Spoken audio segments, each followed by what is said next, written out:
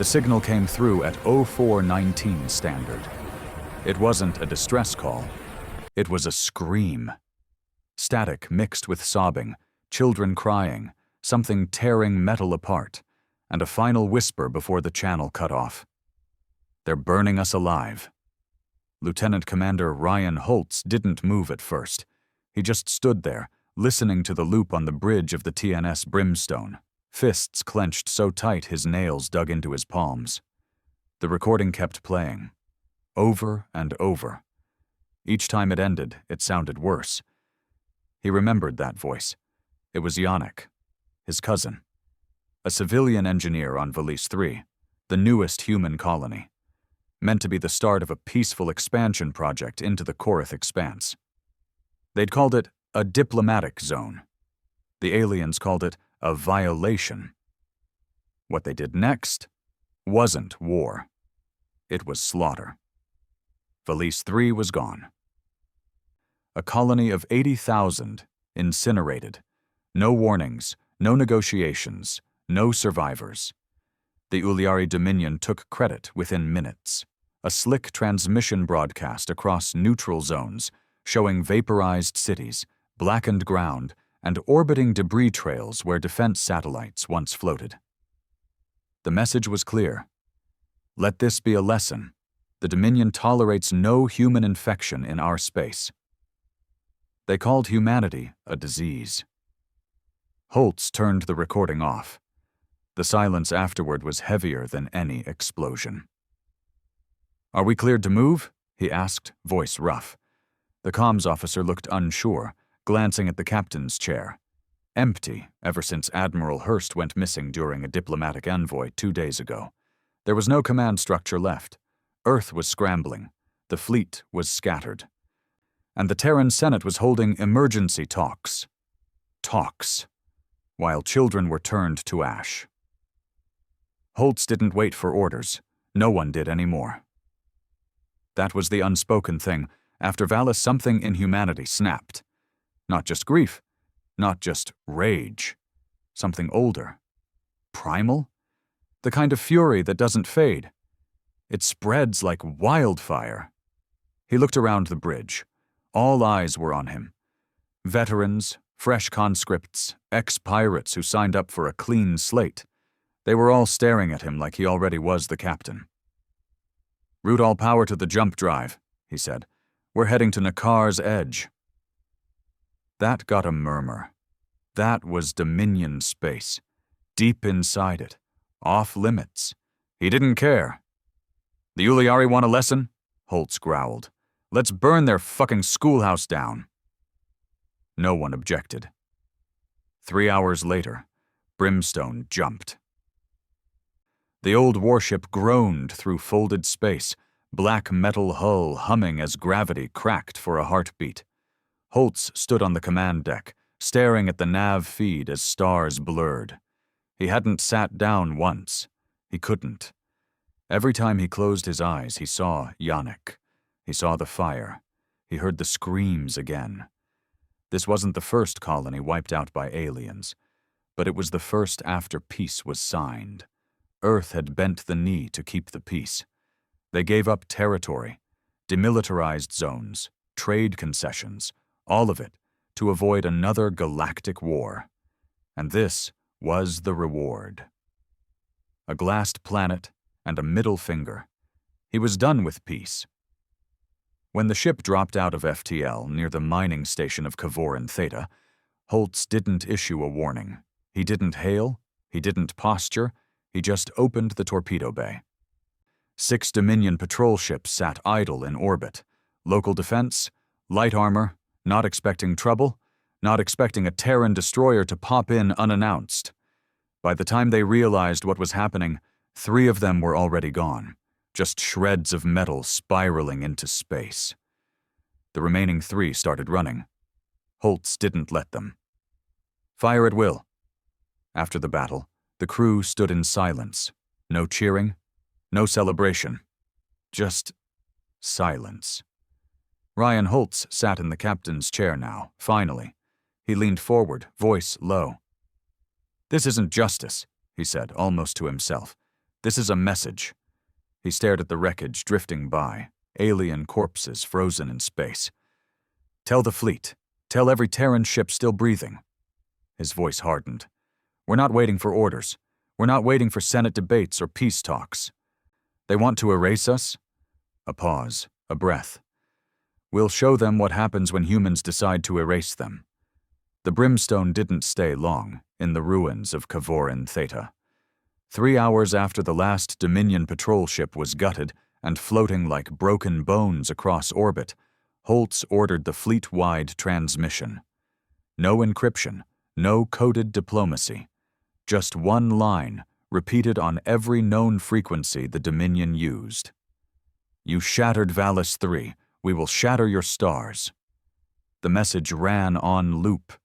Even if they shut it down, even if they jammed it, the point had already been made.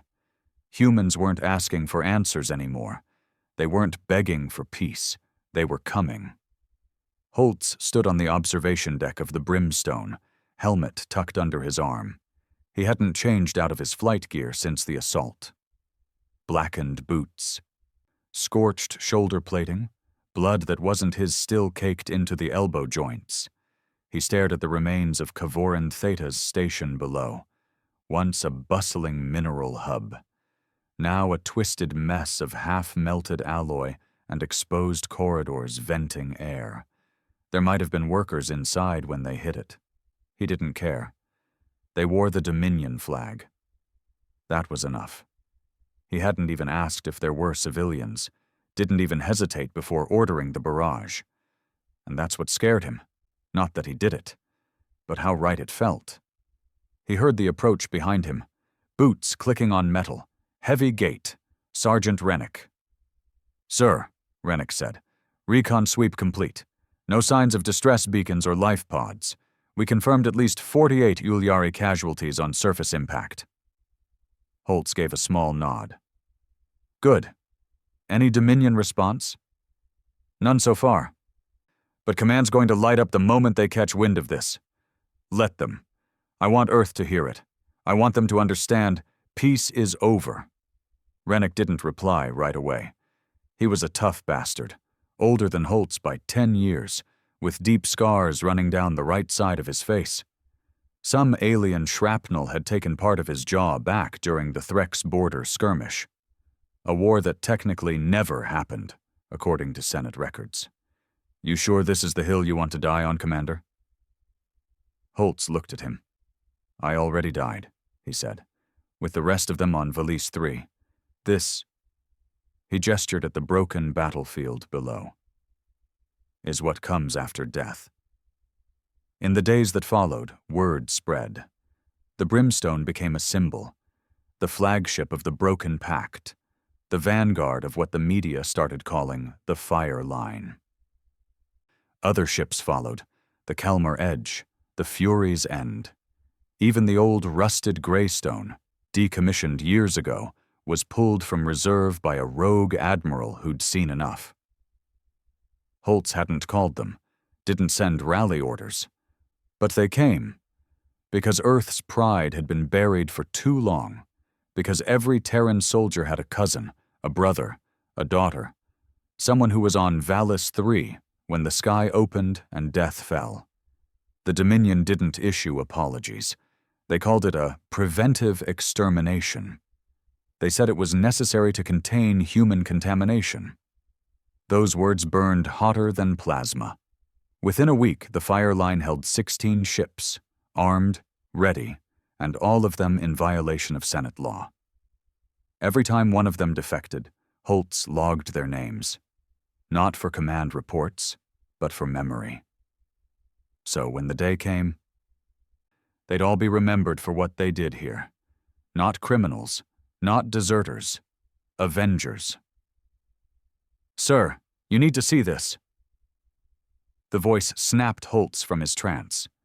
He had been standing alone again on the comms deck, watching endless reruns of Valis 3's final broadcast. He couldn't stop punishing himself with it. He turned. Tech Officer Darnell was already pulling up the feed. The image came alive. A Dominion convoy, 5 haulers, 3 escort craft, moving through Sector 9X Beta. Standard supply run. What's the catch? Sir, they're transporting human prisoners. Holtz stiffened, the feed magnified. One of the haulers had exterior cages, welded frames strapped with humans. Starved, beaten, stripped of all dignity. Slaves. The Dominion hadn't just destroyed the colony, they'd harvested it. Holtz didn't speak. His jaw worked, silently grinding against a scream he didn't let out. Rennick had already stepped closer. Permission to intercept? Holtz's voice was colder than ice. No survivors. The fire line dropped in mid-route. The Dominion convoy barely had time to reroute shields before the first rail cannon slug tore a hauler in half, spilling prisoners into vacuum. It was a mercy, Holtz told himself. Better that than what the Dominion had planned. The Terran ships descended like a pack of wolves. Ruthless, relentless. Every Dominion escort turned to escape. Not one made it. Holtz personally boarded the last remaining hauler. When he stepped into its core hold, the stench hit him. Oil, burnt skin, rotted fear. The prisoners barely looked human. Filthy. Hollow-eyed, chained to rusted walls. One of them looked up. Young man. Maybe 17. Split lip. Black bruises. He stared at Holtz with a look that wasn't hope, just confusion. Are you real?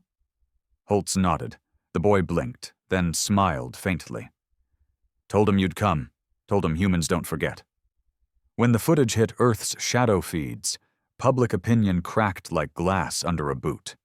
The Senate tried to contain it, tried to spin it, said Holtz was acting under rogue impulse and risking interstellar conflict. But no one cared what the Senate said anymore, not after the images of children in cages, not after hearing a Dominion officer on a captured ship saying, "They're animals. It's better they die here than spread further." The comment went viral. The fire line grew from 16 ships to 52. Former peacekeepers, retired gunships, civilian freighters retrofitted with makeshift cannons. Even a mining vessel called the Gorehand showed up, armed with drills and rage, and at the center of it all, Holtz, the ghost commander, the war criminal, the hero. He didn't want the fame. He didn't smile when people saluted him. He just wanted to make sure no human colony ever got erased again. New data, Darnell reported. We've intercepted internal Dominion traffic. Holtz leaned over the terminal. The Dominion wasn't just angry. They were panicked. Holtz's raids had scorched 5 border stations, crippled a fuel depot, and left over 200 Dominion dead in just 12 days. They'd issued a kill order on him. A full bounty. 30 million credits. Dead or alive. He almost laughed. Let them send bounty hunters, Holtz muttered. Let them send fleets. He pointed at the sector map. Set course for Moravax Prime. Darnell's eyes widened. That's a core world? They glassed our colony. We're past border raids. We're past playing fair. He turned to the room. They call us animals. They think we're beneath them. We'll show them what our kind can do. The operation was called Ash Rain. 3 teams. Coordinated strikes. They hit Moravax's orbital power grid at the exact moment civilian comms were taken offline. Then the satellites. Then the sky. Holtz stood in the cockpit of the dropship, helmet on now, face unreadable behind the tinted visor. The red glow of Moravax's cities shimmered below, pristine, untouched. Until tonight, he whispered. They didn't bomb civilians. Holtz had a line, buried under the rage, but he did target the communications towers, energy centers, shipyards, and Dominion military academies. And when the fires rose, when sirens screamed across a planet that had never been touched by war in 300 years, Holtz watched from orbit and said only one thing. Now they know how it feels. But it wasn't over. As the fire line regrouped, as Dominion space reeled in chaos, as Earth's governments panicked at the scale of rebellion. One last message came through. It wasn't from the Dominion. It was from Admiral Tyrith Vosker, former commander of the Terran interstellar defense, presumed killed during peace talks with the Dominion months ago. But he wasn't dead. He appeared on the feed, battered, one arm missing, eyes hollow with fury. "They're breeding humans," he said. "Not just enslaving them, breeding them, for labor, for experiments, for entertainment." Silence. "They didn't just wipe out Valis 3, Vosker continued. "They took hundreds for long-term internment, hidden colonies, deep space camps, off the grid. They call it the Cull program, and they've done it before, dozens of times. They just finally got caught." The crew sat in stunned silence. Holtz stared at the screen, feeling something shift inside him, something that had already been broken, now turning to ash. "Coordinates?" he asked. Vosker sent them. Holtz studied them. They weren't just deep in Dominion space. They were in Council-protected territory, untouchable zones where no military action was allowed by intergalactic law. "Fuck the law," Holtz said. "Prep every ship. We're burning their goddamn cradle." The war room aboard the Brimstone was dim, lit only by blue glow maps stretching across the central holotable. Everyone there was exhausted, even the veterans. Bloodshot eyes. Dirty uniforms. Some had slept in corridors between alerts. No one complained. The fire line didn't have time for rest. They had purpose, and that was all they needed. Holtz stood at the center of it all, arms crossed, gaze locked on a blinking red dot far off on the edge of the star map. It pulsed slowly, like a dying heart. Voskar's coordinates. "Darnell," he said, "confirm these again." "Triple-checked, sir. Cross-referenced with leaked Dominion diplomatic records and ancient Terran mining scans. They exist. Not on any official star charts, but real. A string of old pre-war moons. Deep orbit. Shielded from long-range scans." "And the camps?" Darnell hesitated. "If Vosker's telling the truth, sir, those moons are graveyards." Holtz's jaw clenched. "Then we put a torch to them." He turned to the rest of the room. Soldiers, pilots, officers. Some were barely out of their teens. Others carried decades of war behind their eyes. "You all heard the recording?" he said. "You know what they're doing out there. Breeding our kind like cattle, slaughtering colonies, then stealing the survivors for programs. You've seen the cages, the children." He looked each of them in the eye. "No Senate orders. No legal support. No reinforcements.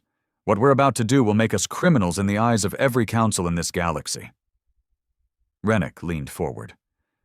"Then we stop asking permission."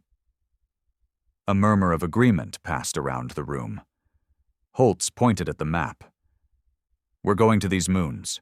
We hit every one. We rescue who we can. We kill every Dominion bastard standing in the way." "Sir," one of the tactical officers asked, "what about the Council protections? We violate that space. Earth could be cut off from all trade, all diplomatic routes." "We're already cut off," Holtz snapped. "We were cut off the second they burned Valis 3, the second they started harvesting humans like livestock." He paused. "We're not fighting for politics. We're fighting for the right to exist." 3 days later, the fire line jumped into black space. It wasn't a normal sector. No suns, no planets, just shattered rock, old radiation scars, and orbital decay. Whatever battles had happened here long ago had stripped the region of any life, or light. That's why it made the perfect cover for what the Dominion had built. The moons were fractured, hollowed out by machines, massive complexes buried deep under rock, shielded by anti-scan layers and active jamming fields. On the surface, nothing looked alive, just cold, dead moons. But underground, Darnell piped in from ops, reading thermal signatures, subsurface, hundreds, maybe thousands.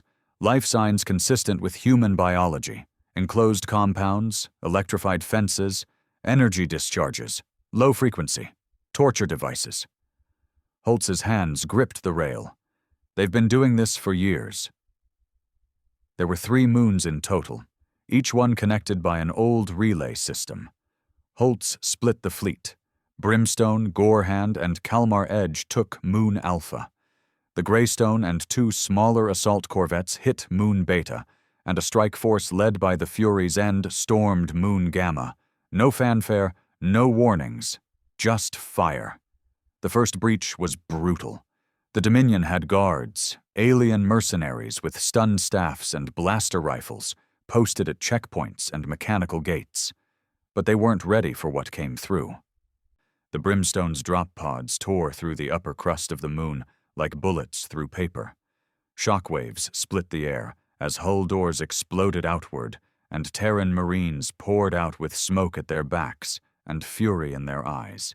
Holtz led the charge himself. He was the first to touch the ground, first to fire, first to kill. He moved like a machine. Suppressive fire left, grenade right, elbow to the throat of a purple-skinned Uliari slaver. He didn't speak, didn't scream, just executed. Room by room, they pushed inward. Screams echoed in narrow corridors, not from the soldiers, but from inside the cells. Holtz kicked in the first door himself. What he saw stopped him cold. They weren't prisoners anymore. They were skeletons wrapped in skin.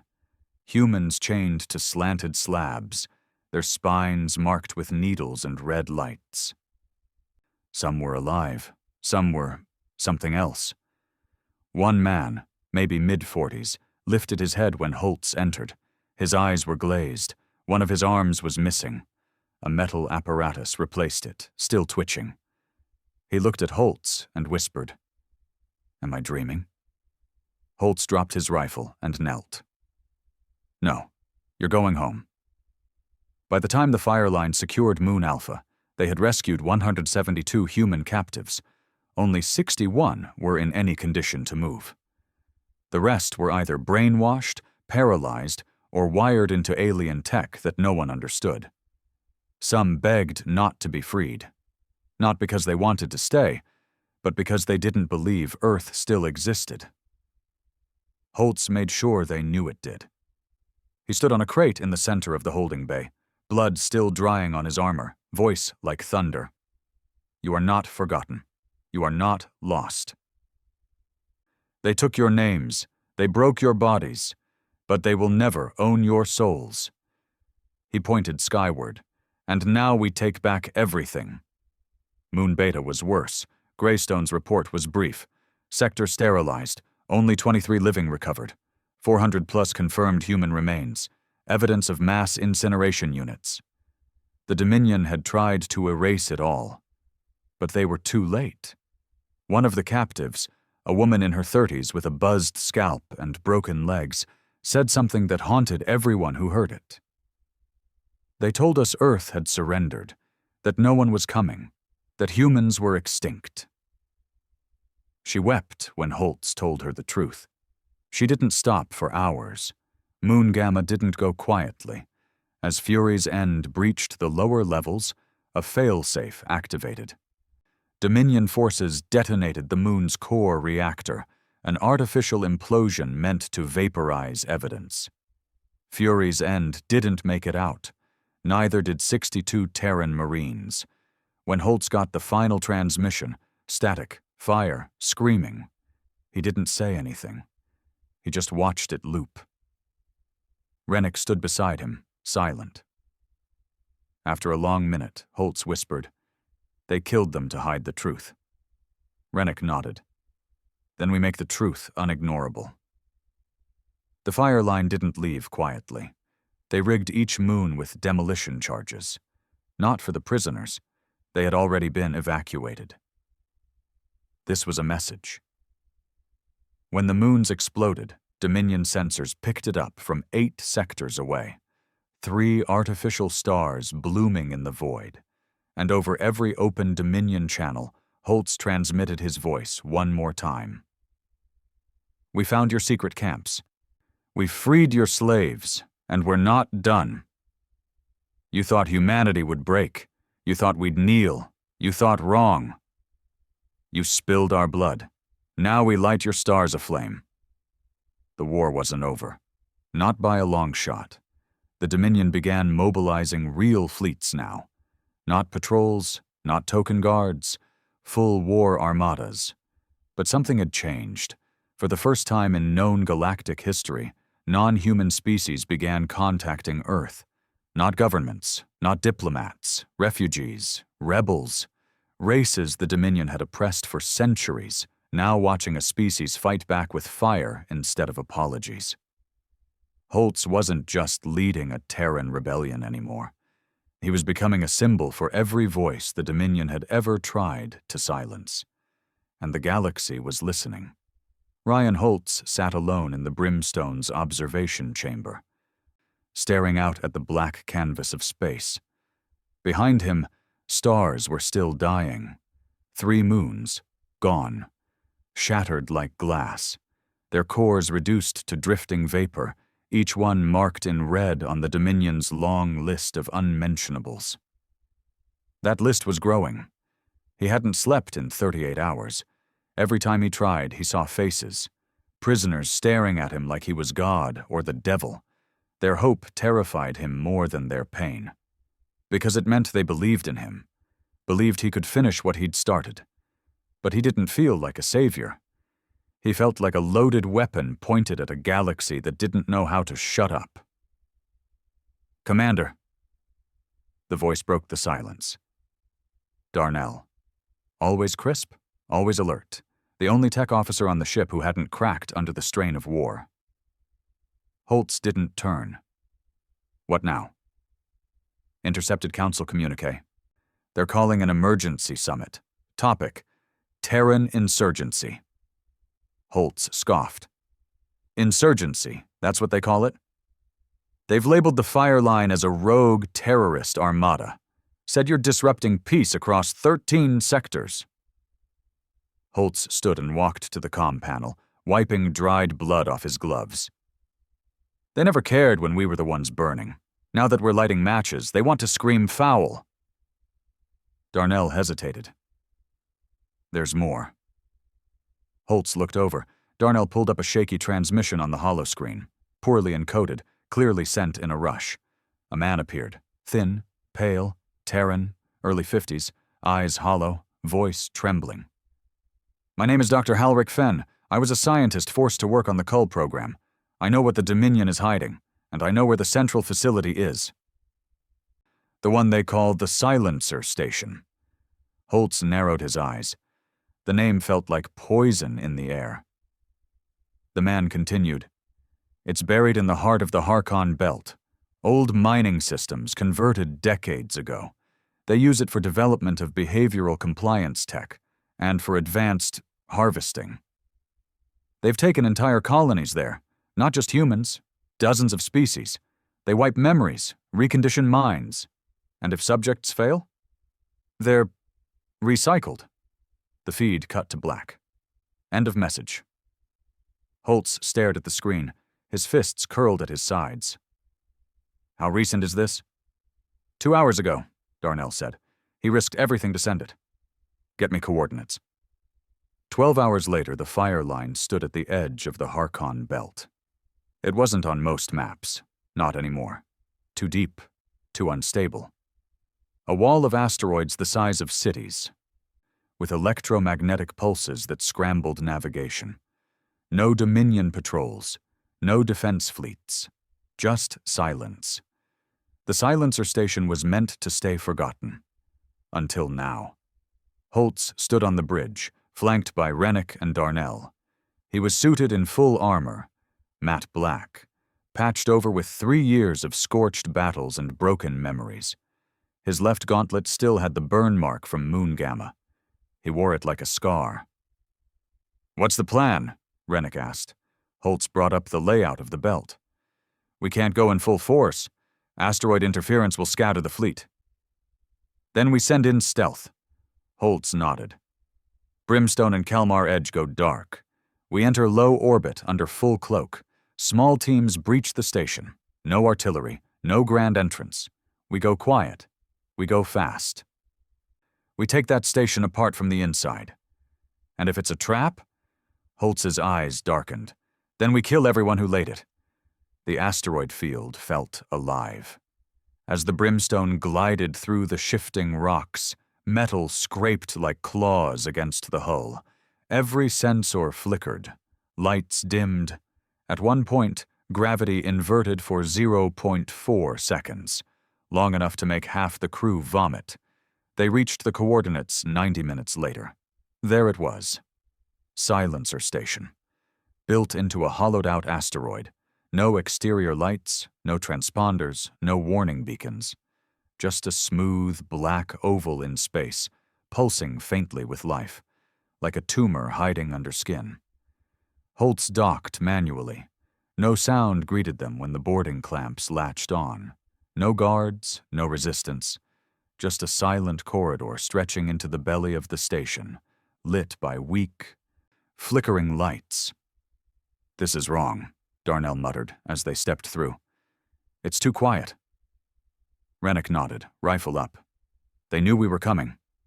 "Good," Holtz said. "Let them be afraid." They split into 3 teams. Holtz led Alpha down the central shaft toward what they believed to be the control center. Rennick took Bravo to secure the power core. Darnell, flanked by 2 slicers, worked to breach the databanks for evidence. The deeper they went, the colder it got. It wasn't just temperature, it was silence, the kind that sinks into your bones. Holtz passed walls etched with symbols he didn't recognize. Broken screens flickered with dead languages. One door had a bloody handprint smeared across it. Then they found the first lab. Bodies, rows of them, strapped to walls, hanging by hooks. Human, not human, mixed. Some alive, twitching faintly, plugged into machines that pulsed like heartbeats. One woman looked straight at Holtz, eyes glassy. No emotion. She whispered, "I was born here." He reached for her restraints, but her body jolted, implanted fail-safes. She coughed blood. "Don't free us. We're not real anymore." She died seconds later. Darnell's voice came through comms, choppy, distorted. "Sir, I've breached the data cores." "What are we looking at?" "Everything. Video feeds, documents, test footage, thousands of hours of archived horror." Holtz watched with his teeth grinding. Children in metal cages, forced labor training, memory wipe programs where victims were made to kill their own families during simulations. Test logs showed aliens laughing as they recorded it, betting on survival rates. "This is who they are," Darnell said. "This is the empire Earth's been begging to respect us." Holtz didn't say a word. He just stared at the screen of a 10-year-old boy strapped into a chair, screaming as his thoughts were rewritten. Then the lights went red. A full station lockdown triggered.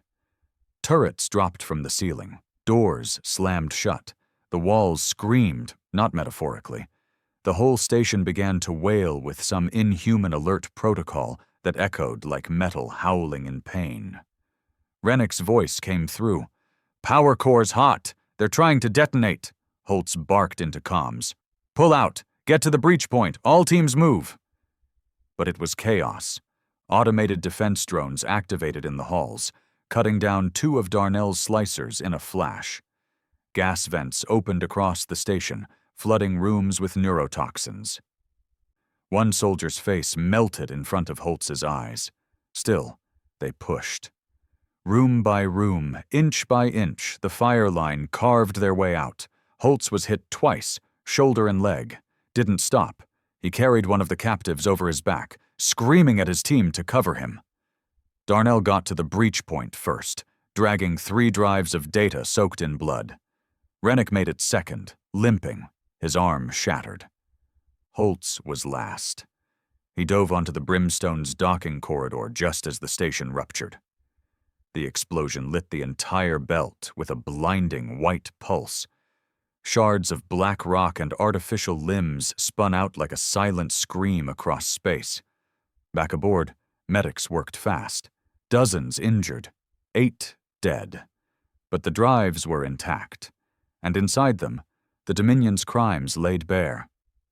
Holtz stood over Darnell's terminal as the data rolled in.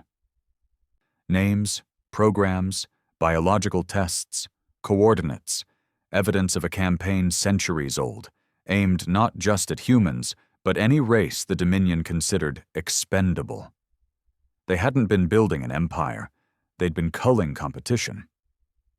One entry stuck with Holtz. Target species, Terran. Recommended outcome, passive extinction through controlled harvesting. Resistance rating, low. Holtz stared at it for a long time. Then he looked up. "We're not going extinct," he said. "We're evolving." Back on Earth, panic broke out. The leaked footage from Silencer Station spread like wildfire, through blacknets, backdoors, pirate signals. Even official networks couldn't suppress it fast enough. For the first time, Earth's citizens saw what the Dominion was, and they saw who had exposed it. Holtz, the traitor, the war criminal. The only one who had fought back when no one else would. The fire line became legend. More ships joined, not just Terran, Zorani freighters, Krivak pirate vessels. Even defected Dominion conscripts began transmitting coded messages, asking to defect, to fight. The rebellion had become something else now. A revolution. And Holtz, wounded, scarred, hunted, stood at the center of it all, not as a leader who craved glory, but as a man who'd already lost everything and decided to burn down the gods who made it happen. The Senate chambers on Earth hadn't seen tension like this in decades. The Grand Hall, a colossal dome of white alloy and reinforced glass, usually echoed with meaningless formalities, political theater, and soft power games. But now, the air inside was sharp, bitter, frantic. Screens hovered in the air like ghosts, replaying the footage from Silencer Station. One by one, a child strapped to a metal slab, an alien laughing while a Terran screamed under surgical light, a storage unit labeled Specimen Waste, Human Tissue. The gallery was packed, civilians, news feeds, diplomats from allied planets, and above them all, on the raised platform, the Senate Council, pale, aging, squirming in their robes like worms under a magnifying glass. "He's turned our name into a rallying cry for war," one senator barked. "He's dragging Earth into an interstellar genocide." "Or saving us from one," another muttered. The argument spun out of control, yelling, fists slammed on metal tables. The speaker tried calling order, but gave up. No one could ignore the reality anymore. Ryan Holtz had revealed the Dominion's secrets.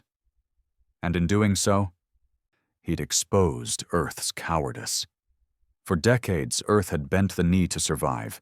Trade treaties, controlled expansion, carefully chosen language. It kept Terran blood off the floor. But it came at a price.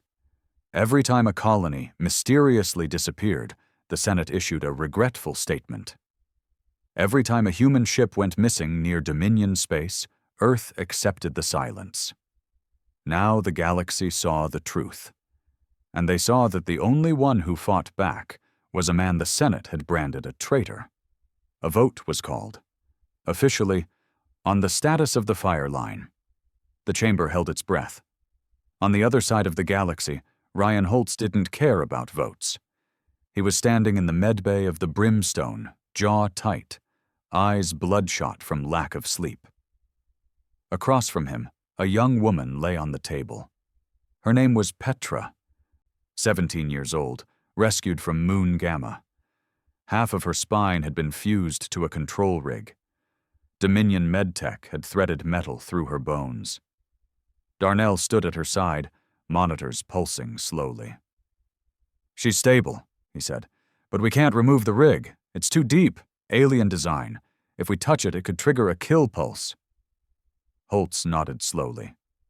"She speak yet?" Not a word. Petra opened her eyes. Holtz stepped closer. She didn't flinch. He knelt beside the table and spoke softly. "You don't owe me anything, but if you ever want to speak about what they did, I'll listen." She blinked. Once, then again. Finally, she whispered, voice like broken glass. "They made us watch." Holtz's face hardened. "Watch what?" "Each other. They made us watch. Every time they cut someone open.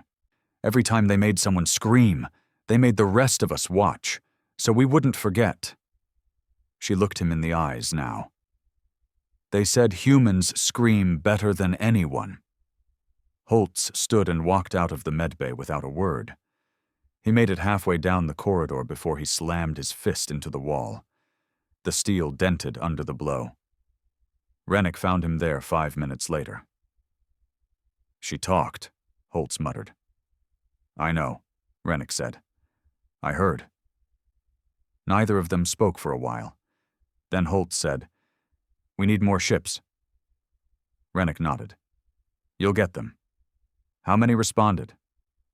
"More than we thought. After Silencer Station, we're not alone anymore. Zorani, the Hakon, even some defected Dominion war clans. Everyone with a grudge is coming out of the dark." Holtz stared at the ceiling like he was looking through it.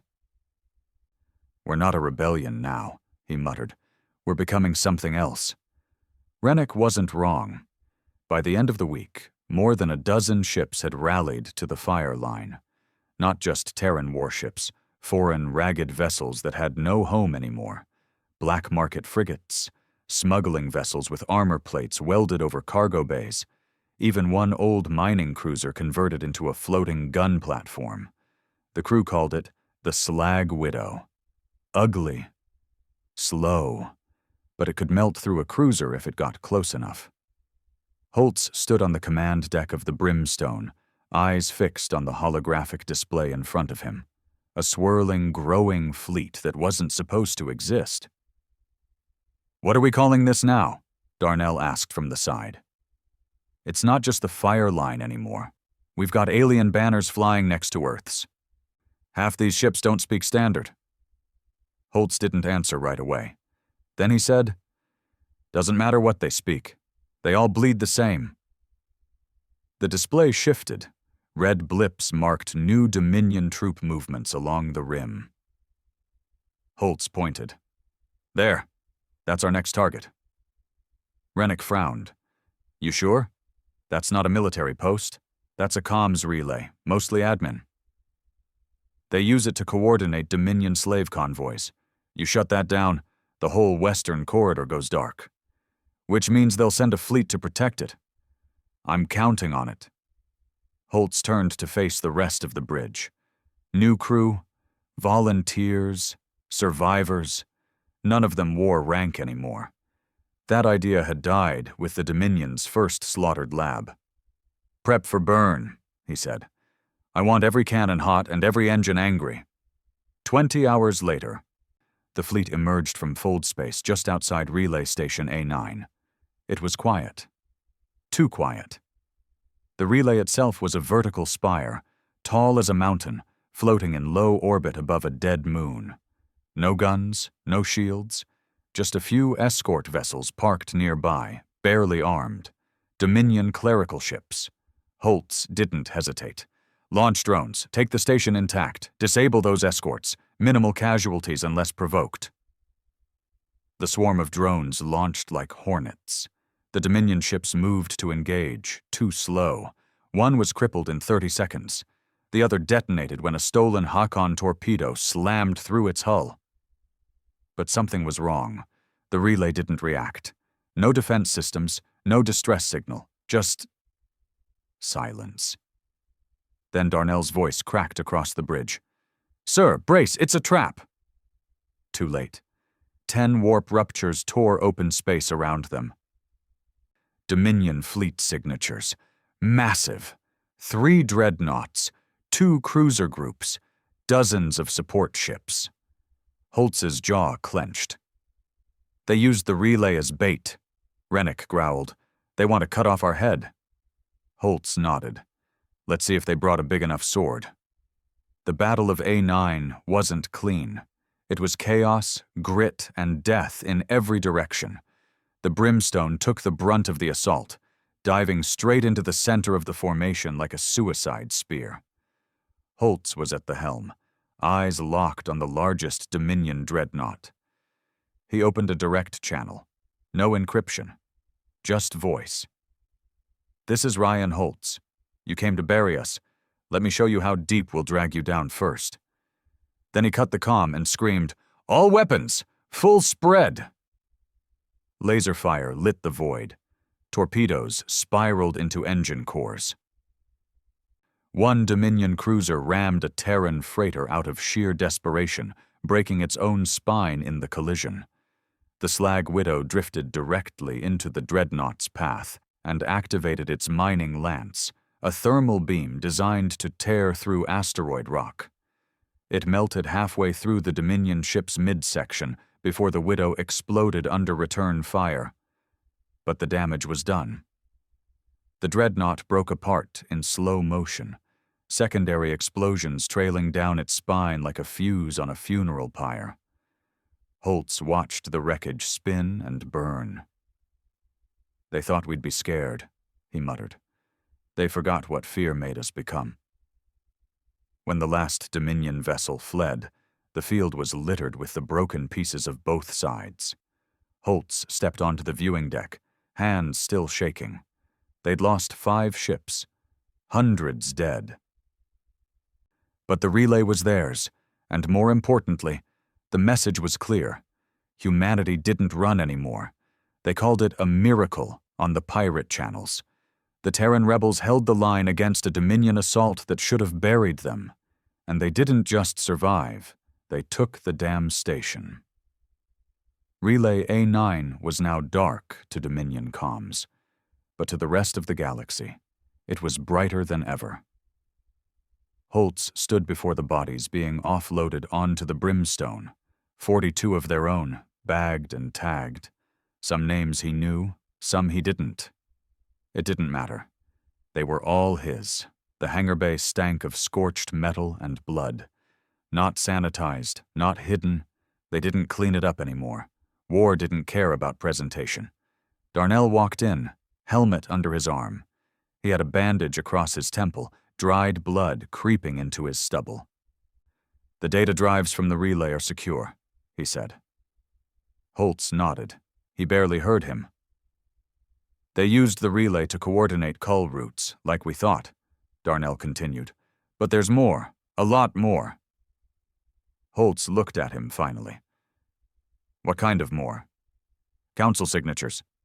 That made Holtz freeze. "What?" Darnell tossed a datapad into his hands.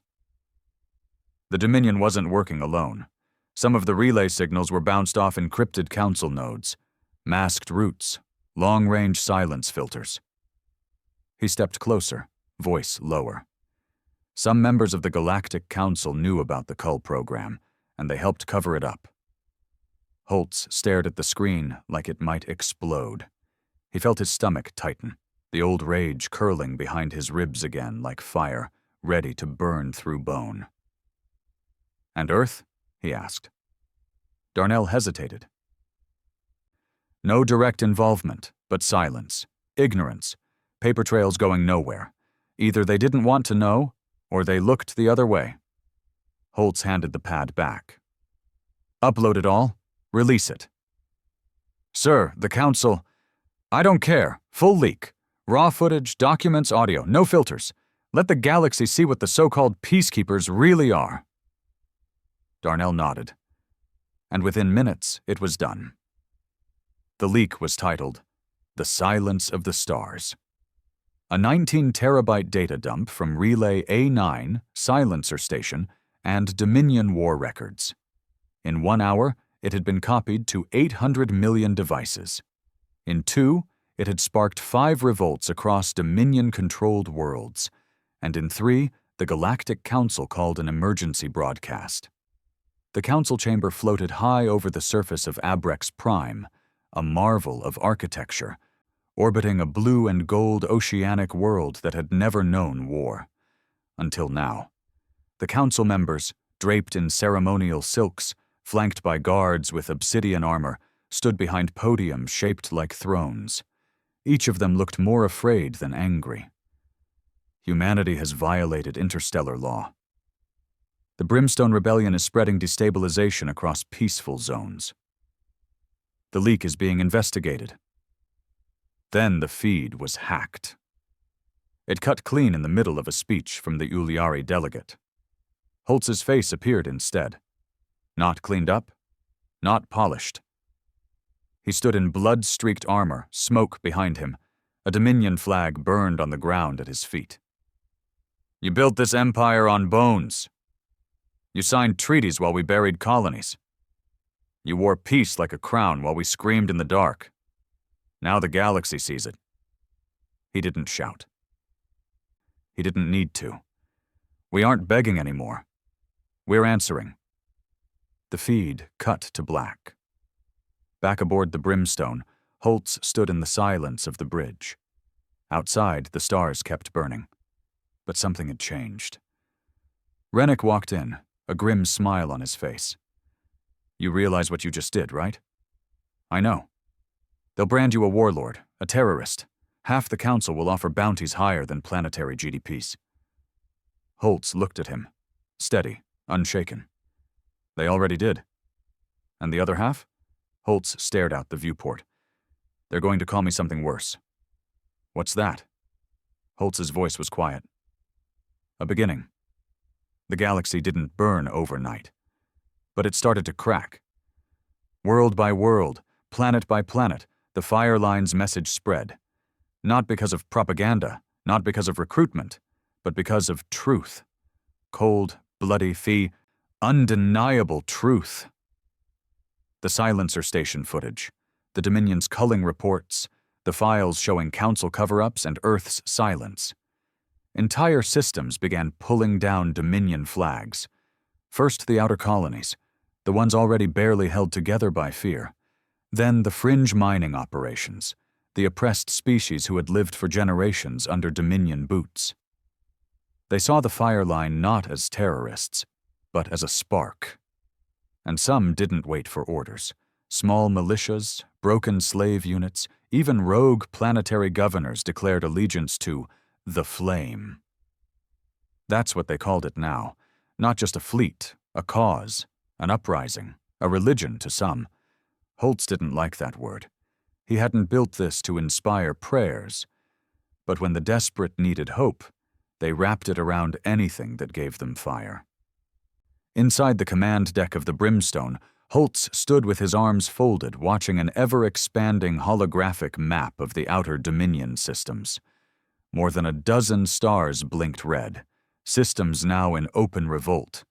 Not under fire line control, but inspired by it. It was spreading too fast. Rennick stood beside him, chewing a ration bar like it owed him money. We're not going to be able to control all of it, he muttered. Some of these groups aren't soldiers, they're mobs. I know, Holtz said. There's going to be collateral. I know. Darnell chimed in from the comms station. We just received a signal burst from the Talari system, militia unit calling themselves the Ash Guard. Holtz turned. They claim they've cleansed a Dominion-aligned village. Holtz's jaw clenched. Civilians? Can't confirm, but they uploaded footage. Dominion blood, broken corpses. They were smiling when they did it.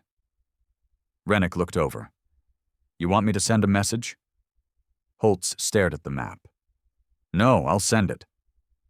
He walked to the comms station, keyed in a direct encryption line, and began to speak, his voice cold and flat. This is Commander Ryan Holtz of the Fire Line. We are not butchers. We do not slaughter the helpless. You stain the blood of every soldier who died with honor when you kill for pleasure. You are not flame. You are ash, and I will burn you if you wear our banner again." He killed the feed. Darnell gave him a long look. "You think they'll listen?" "No, but the others will." That night, Holtz walked alone through the Brimstone's lower hangars. He always went alone when he needed clarity, through the darkness, where the smell of oil, steel, and ozone masked the death that still lingered in the walls. He passed a room where Petra, the girl from Moon Gamma, was sitting with a group of rescued survivors. She didn't look up, but he paused. She was teaching them how to speak again. Simple words. Their voices were faint and broken, like wind through cracked glass. He kept walking. He stopped at Bay 3, where they kept the wreckage of the first drop pod from Silencer Station. Scorched, twisted, still soaked in dried blood. He ran a hand over the jagged metal. For a second he saw Yannick's face again, his cousin, staring at him through that final broadcast from Valise 3. "You said we wouldn't be forgotten," Holtz whispered. He closed his eyes. "Now they can't forget us, even if they try." The next target was strategic, not symbolic. Holtz stood before his command staff, pointing at a crimson mark on the system map. "Varnock 6, Dominion Logistics Center. It's not well defended, but it's essential. All fuel, rations, and clone serum shipments for the Central Ring pass through it." Darnell squinted at the map. "Isn't that near neutral space?" "Right up against it," Rennick confirmed. "Which means if we hit it too hard, the Council gets another excuse to step in." Holtz looked around the table. "I don't care if they step in. I want them to. Let them show their faces. Let the galaxy see what they really protect." There was silence. Everyone felt the shift. Holtz had stopped speaking like a commander. He was talking like a storm, the kind that didn't stop until it had torn out every route, every shelter, every lie buried in dirt. They launched within hours. The Fireline's arrival at Varnock 6 was silent and surgical. No dramatic speeches, no warnings, just precision. The Brimstone dropped in alongside two alien destroyers, the Ossuary Fang and the Red Tide, both commanded by non-human allies who had sworn loyalty to Holtz after seeing what he exposed. The Varnock station was a massive wheel in space, 15 kilometers in diameter, with rotating rings, storage towers, and launch bays bristling with barely manned defenses. Holtz didn't want it destroyed. He wanted it emptied. They struck like shadows. Drop pods slammed into loading docks while jammers froze outbound comms. Drones disabled weapons platforms. Breach teams stormed control centers with EMP grenades and stun charges. It was over in 13 minutes. Not a single life lost. Holtz stood in the command hub minutes later, towering over a captured Dominion logistics officer who knelt in cuffs, shaking and bleeding from the mouth. "You know who I am?" Holtz asked. The alien nodded, trembling. Holtz crouched. "Then tell your superiors exactly what happened here. Tell them how we took your precious supply line with stun rounds and clean cuts. Tell them we didn't kill your crew." He stood, voice flat. "But tell them next time. We won't be so kind." But not everyone followed his lead. 3 days after the Varnock 6 raid, reports came in from a planet called Ruthari Minor, a small outpost near Dominion space. A newly formed Flame Battalion had arrived and executed every known Dominion sympathizer in the city square. Civilians, unarmed. Some hadn't even worked for the Dominion in years. They were lined up and shot. Worse, they streamed it. They wore Holtz's sigil on their chests, called themselves his fire, claimed they acted in his spirit. Holtz saw the footage. He watched it twice. Then he went to work. The Brimstone arrived above Ruthari Minor alone. He didn't bring a fleet, didn't warn them.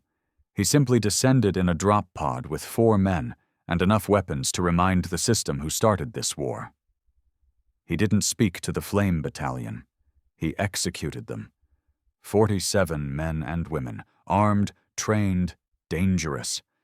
But they didn't expect the storm. Holtz didn't wear medals. He wore a rifle. When the smoke cleared, not one was left breathing. The last one, a young man who begged for mercy, Holtz looked dead in the eye before he pulled the trigger. "You don't wear my name," he said. "Not like that." When he returned to the brimstone, his armor was streaked in red. Not just blood. Paint. He took a can and smeared a single line across his shoulder plate. A new mark. Not for honor, but for the line that had been crossed.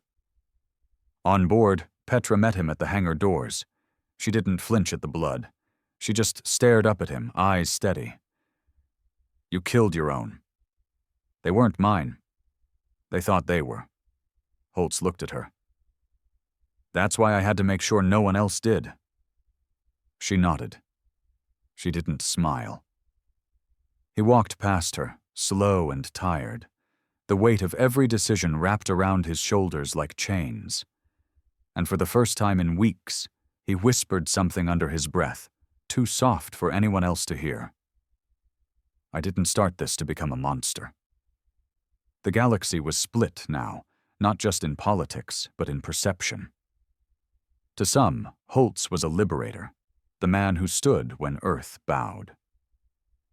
A symbol of justice, vengeance, and courage in the face of extinction. To others, especially within the Council's inner chambers, he was a contagion, a trigger, a problem they could no longer ignore. And while the Senate on Earth debated in circles, while the Dominion scrambled to patch the cracks, something darker moved beneath the surface. A new faction was rising. They didn't carry banners. They didn't ask permission. They took the flame and turned it into something feral, something uncontrolled. They called themselves the Second Fire. Unlike the original Fire line, these weren't soldiers or survivors. They were fanatics. They saw Holtz not as a man, but a prophecy. Their doctrine said the galaxy had to burn, not reform. No mercy, no structure, only war. And they were spreading just as fast. Holtz learned about them when a Zorani trader limped into his fleet's perimeter. The ship was barely functional, riddled with holes, engines coughing black smoke. They brought a recording. A small colony, non-aligned, peaceful. Its only crime? Refusing to pledge allegiance to the Second Fire. The footage showed buildings ablaze, civilians hanged from pylons, children buried in shallow trenches, and on every wall, a single phrase carved in multiple languages. "Holtz does not forgive. Neither do we." Rennick watched the feed with his arms folded, fists trembling. Darnell leaned on the table, head down. Petra sat in the corner, silent. Holtz didn't blink. He just whispered, "They're not mine." Darnell looked up. "They think they are," Petra finally spoke. "What happens when your war stops being your war?" Holtz didn't answer. He just stared at the phrase burned into that wall again. The Fire line couldn't fight everyone, but they could send a message. Holtz gathered every fleet commander under his flag, human and alien alike, and laid it out plainly. "We will never become what we fight. We don't bomb civilians, we don't torture, we don't purge planets to make a point." He walked the line between them slowly, his voice iron. "If you kill unarmed people and wear our sigil, I will find you. You think I won't kill my own?" He stopped and stared directly at a young captain who had recently joined from a Hakkon rebel cell. "I already have." Nobody spoke. They all understood. The rebellion changed after that. The flame split in two. Holtz's fleet grew slower, more cautious, but more loyal. The Second Fire operated from shadows, burning everything they touched and blaming him. The Council used them to justify retaliation. Earth, finally realizing the storm they had ignored, now begged for diplomacy. Too late. One night, Holtz stood alone in the Brimstone's upper observation deck, watching two suns set over a shattered Dominion world they had just liberated. His reflection stared back from the glass, gaunt, pale, older than he remembered. Petra entered behind him. Quiet, as always. "You still believe in what you're doing?" she asked. He didn't look at her. "No." "Then why do it?" "Because someone has to clean up the mess." She stepped beside him. "What happens when there's nothing left to burn?" He finally looked at her. "I don't want to burn everything." She raised an eyebrow. "You sure?" Holtz hesitated. "No," he said. "But I'm trying." They called the Dominion's new campaign Operation Silence Fire, a cruel play on words. While the galaxy blamed Holtz for the rising chaos, the Dominion quietly began cleansing outer settlements again. But this time, they didn't send fleets or soldiers. They used contractors, cutouts, black-badged units with no insignia. They wore no Dominion colors, carried no flags. But their tactics were all too familiar. Forced disappearances, whole villages flash-burned by orbital strikes, survivors hunted in forests like animals. And worst of all, the Council said nothing. In fact, they started mirroring the Dominion. They sanctioned entire systems aligned with Holtz, froze banking networks, blocked supply chains, aimed embargoes not at the fire line, but at starving civilian populations sympathetic to it. They didn't fight Holtz directly. They fought everyone who looked like him. And Earth, the cradle of mankind, stood in silence. Until someone broke it. It came through on a secure channel buried in old Terran military encryption. Holtz was in his quarters, gear off, jacket soaked in sweat, trying to sleep for the first time in 72 hours. His eyes were half closed when the chime rang. He answered on reflex. The screen flickered to life. And there she was. "Hello, Ryan." He stared for a long second, then stood. Risa. Admiral Risa Tenebra, Earth's youngest High Admiral, his former CO, the only person on Earth who had ever believed in him before the fall. She looked older now. Tired. Her eyes weren't the steel blue he remembered.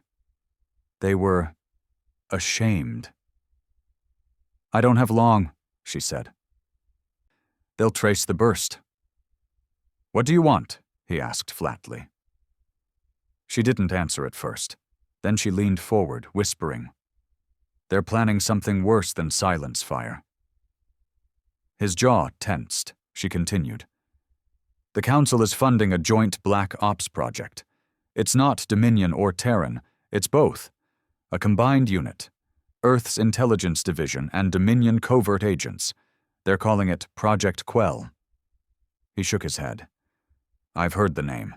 Thought it was propaganda." "It's not. They're building something. Not just a weapon. A person. An artificial being. Human DNA, Dominion tech, and memory bleed cloning." Holtz's heart slowed. His blood went cold. Risa spoke the next words softly. "They're making you." He said nothing. "Not literally," she added, "but someone like you. Someone the Council and Dominion can control. A symbol. A face. One they'll use to discredit you." "They'll create their own version of the flame," Holtz muttered. She nodded. "And when they're ready, they'll kill you, then replace you. They'll say you went mad, that your own crew turned on you, that you were always a Council asset." Rage bubbled under his skin. "How do you know?" Risa looked around. "Because they asked me to lead it." Holtz stared. "I told them no," she said. "And now I'm a loose thread." She leaned forward. "You need to move. Fast. Project Quell is nearly operational. They're growing the prototype on a covert station above Draelus 5. 2 months, and it'll be live. Then I'll burn Draelus 5 to ash, Holt said without flinching. No, Risa said sharply. You can't. That's what they want. They've planted civilians on that station. Refugees. Orphans. People who've never even heard your name. You burn it, they'll leak the footage. They'll paint you as a war criminal in every system. Holtz's fists curled. Then what do I do? He snapped. Let them build a weapon with my face and my voice. Let them twist everything we've bled for into another leash. You go there, she said. You expose it. The people, the labs, the lies. You show the galaxy what they're doing before they can use it. He stared at her. You're asking me to risk my fleet. For truth. She nodded. That's how you started this, Ryan, remember? The Fireline didn't like the idea. Rennick called it a suicide mission. Darnell didn't even speak, just handed Holtz casualty estimates with a grim look. Petra asked him one question. What if you fail? He didn't answer, because failure wasn't the part that scared him. Success did. They approached Draelus 5 under full cloak. It was a quiet world, small, mineral-rich, uninhabited until 2 years ago. Now it hosted an orbital ring of labs, tech yards, and a sprawling civilian camp beneath the clouds. From space, it looked peaceful. From orbit, Holtz could see the lie. Surveillance satellites masked the presence of heavy guns hidden beneath the orbital plates. The refugee camp was surrounded by fences, and a half-formed structure near the center emitted heat signatures and EM pulses identical to Silencer Station's neurotech fields. It was alive. Drop only blackout teams, Holtz ordered. No heavy weapons, no shock campaigns. We go in, record, extract. Authorization? Darnell asked. Holtz stared out the viewport. Mine. The insertion was silent. Holtz led Team 1 personally, landing on the station's dark side through a maintenance shaft. They moved through narrow corridors, bypassing motion sensors, dodging internal patrols. No insignia, no uniforms, just masked guards with Dominion rifles and Terran tech, exactly as Risa had warned. In the core lab, Holtz found the thing. It floated in a cylinder of fluid. Humanoid. Male, half-grown. Its chest rose and fell unnaturally, like it had never taken a real breath. Its face wasn't quite his, but close. Sharp cheekbones, jawline, even the scar across the right eyebrow. Holtz stared at it. They're not replacing you, Petra said behind him. They're rewriting me. He turned to Darnell. Get it on film. Then came the scream. From outside the lab, high-pitched, desperate. A child. Holtz moved first. They burst into the adjacent room and stopped. Dozens of children were in containment pods. Not cages, cradles, cryobeds, injected with Dominion growth enhancers, monitored by Terran AI, all between the ages of 6 and 10, and each one labeled. Prototype class, Holtz 2. Petra covered her mouth. They're not just copying you, she whispered. They're breeding you. That was when the alarms went off. They'd been spotted. The station erupted in chaos. Black-clad guards rushed the labs.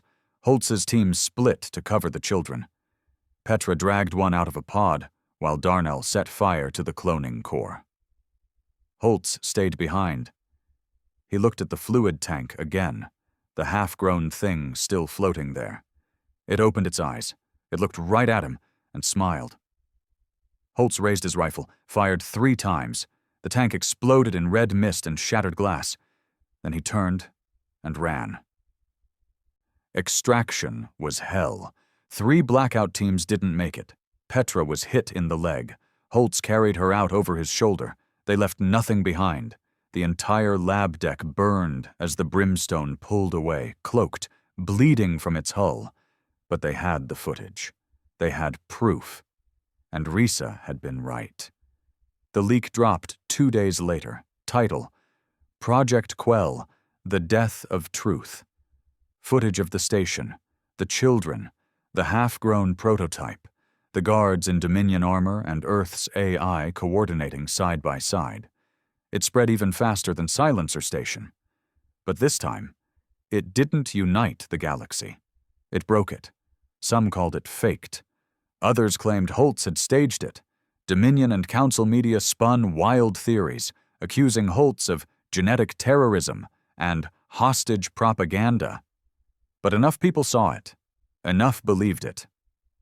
And more than that, some remembered the screams, the cages, the silence. And now they saw the truth. The war wasn't about borders anymore, or race, or even politics. It was about control, and Holtz was the last man alive who refused it. He stood alone in the Brimstone's war room days later, watching the galaxy burn from the inside. Rennick entered behind him. Quiet. "You realize what you've done?" Rennick asked. "Yes." "They're going to come with everything now." "I know." Rennick paused. "We won't survive the next war, Ryan." Holtz didn't turn around. "We're not supposed to." Rennick stepped forward, voice lower. "Then why keep going?" Holtz finally turned, and for the first time in weeks, maybe longer, he smiled. Not a happy smile, but a human one. "Because they can kill me," he said. "They can burn my name, forge my face, twist my memory into a lie. But they'll never erase what we did." He looked up at the stars beyond the viewport. They wanted silence. He tapped his chest, over the flame insignia burned into his armor. "We gave them fire." They started carving his face into steel. That's how Holtz knew things had gone too far. A minor world called Marenthos, freshly liberated from Dominion control, held a ceremony in his name. They didn't ask. They didn't send a message. They just did it. A statue, 20 feet tall, black metal armor, scar over the eye, fist raised like a war god. Underneath, in a dozen languages, it said, "He burns so we may rise." Holtz saw it from orbit through a drone cam. Said nothing. Turned off the feed. It wasn't just that he didn't want to be worshipped. It was that he knew what happened to people who were. They got rewritten, exploited, turned into just another tool of control, and if he wasn't careful, they'd use his image the same way they used his silence at Valis 3, as a weapon to turn people into fuel for someone else's fire. The fire line had grown far beyond what any of them imagined. No longer just a fleet, it had become a movement, spanning across dozens of systems. Not just human anymore, either. Alien races long silent under Dominion rule now flew the flame insignia. Broken species, forgotten worlds, even machines, AI units from lost empires, returned to fight, but growth brought rot. Holtz saw it in the eyes of the new captains. They weren't survivors anymore. They were opportunists, fanatics, soldiers who'd never watched their home burn, but still demanded blood in his name. Rennick had warned him, "The bigger this gets, the less of it you'll recognize." He hadn't been wrong. Petra, still limping from the Draelus 5 mission, now handled diplomatic channels. She filtered the madness pouring in, hundreds of requests a day, demands for weapons, for fleets, for official approval to attack Council-aligned worlds. Holtz refused most of them. But refusal wasn't enough anymore. News arrived from Kelbras 4. A flame-aligned warband had wiped out a neutral orbital habitat after accusing it of sympathizing with silence. The habitat was unarmed. It held scholars, refugees, and medics. Holtz didn't waste time. He boarded his ship, took only 4 men. Found the warband leader, a man named Telex who wore Holtz's sigil as a shoulder plate, forged from the melted core of a Dominion cannon. Holtz didn't speak. He shot Telex in the head in front of his crew. Then stripped the insignia off the corpse, dropped it in the dirt, and burned it. "You don't get to wear this," he told them. "Not anymore." No one stopped him. They all understood. He wasn't building an empire. He was burying one. Still, Petra confronted him afterward in the quiet of the Brimstone's medbay. "You can't keep doing this alone," she said. "You keep killing the monsters you didn't make, but the ones you did are still growing." Holt sat on the edge of a cot, hands bloody, face blank. "I know." "Then stop pretending you can fix it one execution at a time. If this movement is bigger than you, start acting like it." "You want me to build a government?" he asked, bitter. She didn't flinch. "I want you to take responsibility." Holtz stood, his shadow stretching against the wall. "I didn't start this to rule," he said. "I started this to stop them from ruling us." Petra stepped forward. "And now we're winning. So what happens next?" Holtz didn't answer, because he didn't know. The Dominion wasn't dead. It was just wounded, and desperate. What was once a cold, calculated empire had turned feral. Now they sent scorched Earth fleets, ghost ships laced with radiation, even suicidal AIs set to detonate entire moons if flame vessels came near. They weren't trying to win. They were trying to punish. One report told of an Earth-aligned colony that had surrendered without resistance. The Dominion responded by sterilizing the atmosphere and broadcasting the screams across 5 systems. "Every fire you light," the transmission said, "costs you another soul." Holtz listened to it once, then deleted it. He didn't need reminders. He carried them every night. Back on Earth, pressure boiled. The Senate fractured. Half wanted to distance itself from Holtz. The other half wanted to embrace the movement, not for justice, but for political leverage. Earth elections approached. Holtz's name became currency. Candidates who had never left the safety of orbit now called themselves Flameborn. Holtz spat when he saw the ads. Darnell brought in a hacked council feed a week later. A private meeting between Dominion diplomats and Earth trade envoys. Holtz watched them shake hands, and something inside him snapped. He issued a message, not a transmission, not a threat, a warning. "I have watched the Dominion burn our colonies, enslave our people, and silence our pain while you smiled and signed contracts. I have watched Earth forget its dead and build thrones from their bones. I do not want your power. But if you make me choose, I will burn your palaces before I ever let them wear my name again." Ryan Holtz, Warborn of Valis III. That's when the assassins came. Not on the battlefield, not from the Dominion, from Earth. An elite kill team, Terran operatives, masked and surgically enhanced. They boarded the Brimstone disguised as medics during a civilian rescue. 2 reached Holtz's quarters before Rennick shot one in the face. The other was Petra. Not the real one. A clone. Holtz faced her down himself. Her eyes were perfect, her voice, her movements. She said one sentence. "You're the last piece of the game board." Then she lunged. Holtz killed her with his bare hands. It took 7 minutes. She didn't scream. Afterward, he sat in the dark for a long time. When the real Petra found him, his knuckles were split open. His eyes were hollow. "Was it her?" she whispered. "No." "She looked like me?" He nodded. "Sounded like me?" "Yes."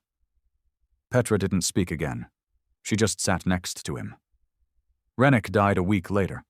A surprise ambush on a supply run near the Weeping Edge. A gravity well where sensors failed and ships lost their way. Dominion stealth drones tore through the convoy. Rennick's ship, the Pillar of Dust, was last seen firing its main cannon with half a hull missing. He didn't make it. Holtz stood over his empty grave on a fractured asteroid moon, surrounded by survivors. He didn't speak. He placed Rennick's badge on the stone. That was it. No music, no fire, Just silence. After that, Holtz stopped smiling, stopped eating in the mess hall, stopped walking among the wounded.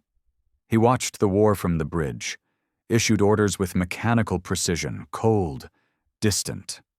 The man they'd followed into hell was still alive, but the human in him was dying. Darnell said it first.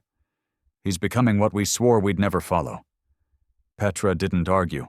She only said, "Then we bring him back." That night she went to his quarters.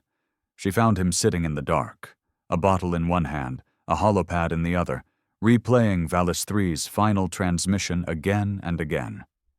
Petra didn't speak. She sat down across from him. Finally, Holtz asked, "You ever wonder what it cost?" She frowned. "What?" "Everything we did, every planet, every child we saved, every battle we won. What did it cost?" Petra whispered, "More than we wanted." Holtz nodded. "I don't know who I am anymore." She leaned forward. "You're the man who made the galaxy listen." "No, I'm the scream they can't turn off." They sat in silence. Then she said something he didn't expect. "We need to stop." Holtz looked up, sharp. "We can't. If we don't, there'll be nothing left worth saving." Holtz stood, eyes burning. "They haven't paid yet." "They never will." He stared at her and whispered, "Then what was it all for?" Outside, the stars still burned. Inside, the man who lit them was beginning to wonder if he could ever put the fire down, or if it was all he had left. It was Petra who read the message first. She burst into the Brimstone's command deck, boots slick with melted snow from the frozen moon they'd just liberated. Her breath was fogging in the recycled air, but her voice was steady. "They've given us a deadline." Holtz stood over the nav table, surrounded by sector maps and fresh casualty reports. He didn't look up. "Who?" She dropped the holopad. "The Council, Earth, the Dominion, all of them." He picked it up, scanned the message. It was short, formal, cold. "To Ryan Holtz and the Flame Fleet. You are ordered to surrender unconditionally within 72 standard hours. If you fail to comply, your coordinates will be relayed to the Council Tribunal's Strategic Resolution Force. A kinetic strike platform is en route. No negotiations, no appeals. The fire line ends here. Signed by representatives of Earth, Dominion peacekeepers, and Council arbitration units." Holtz handed the pad back and said nothing. Darnell looked up from his console, voice dry. "So that's it? They send us to hell, and now they want to bury us in it."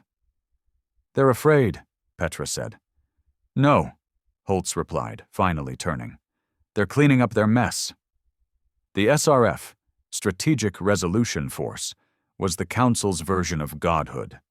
They didn't deploy it often. Maybe once every few centuries. A last resort. A death sentence from orbit. Kinetic rods dropped from space. Unpowered, silent, invisible until it was too late. No engines, no trails.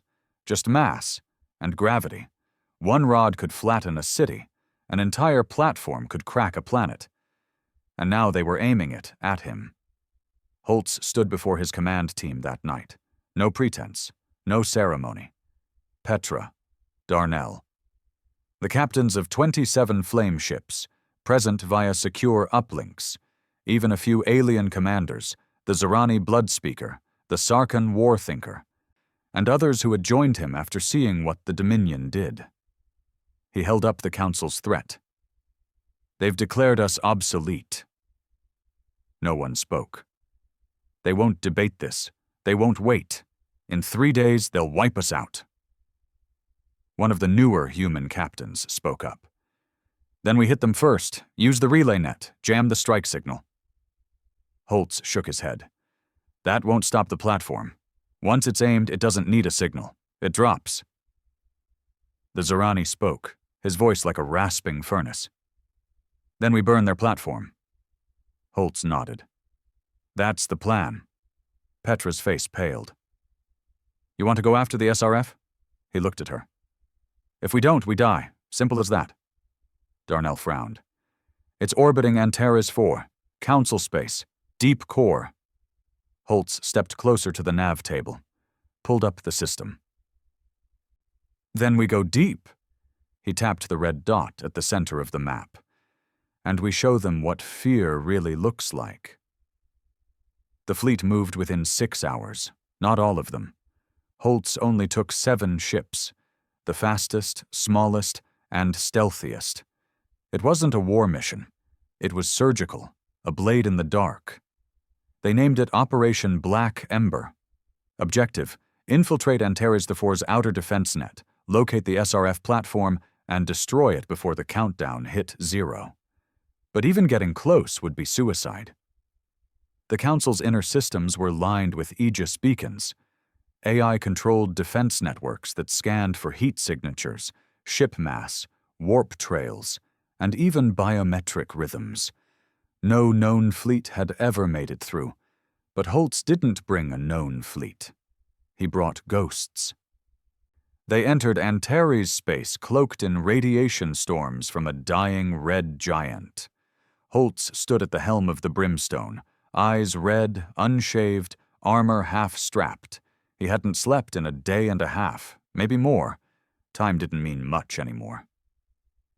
Darnell's voice came through the comm. Signal interference holding.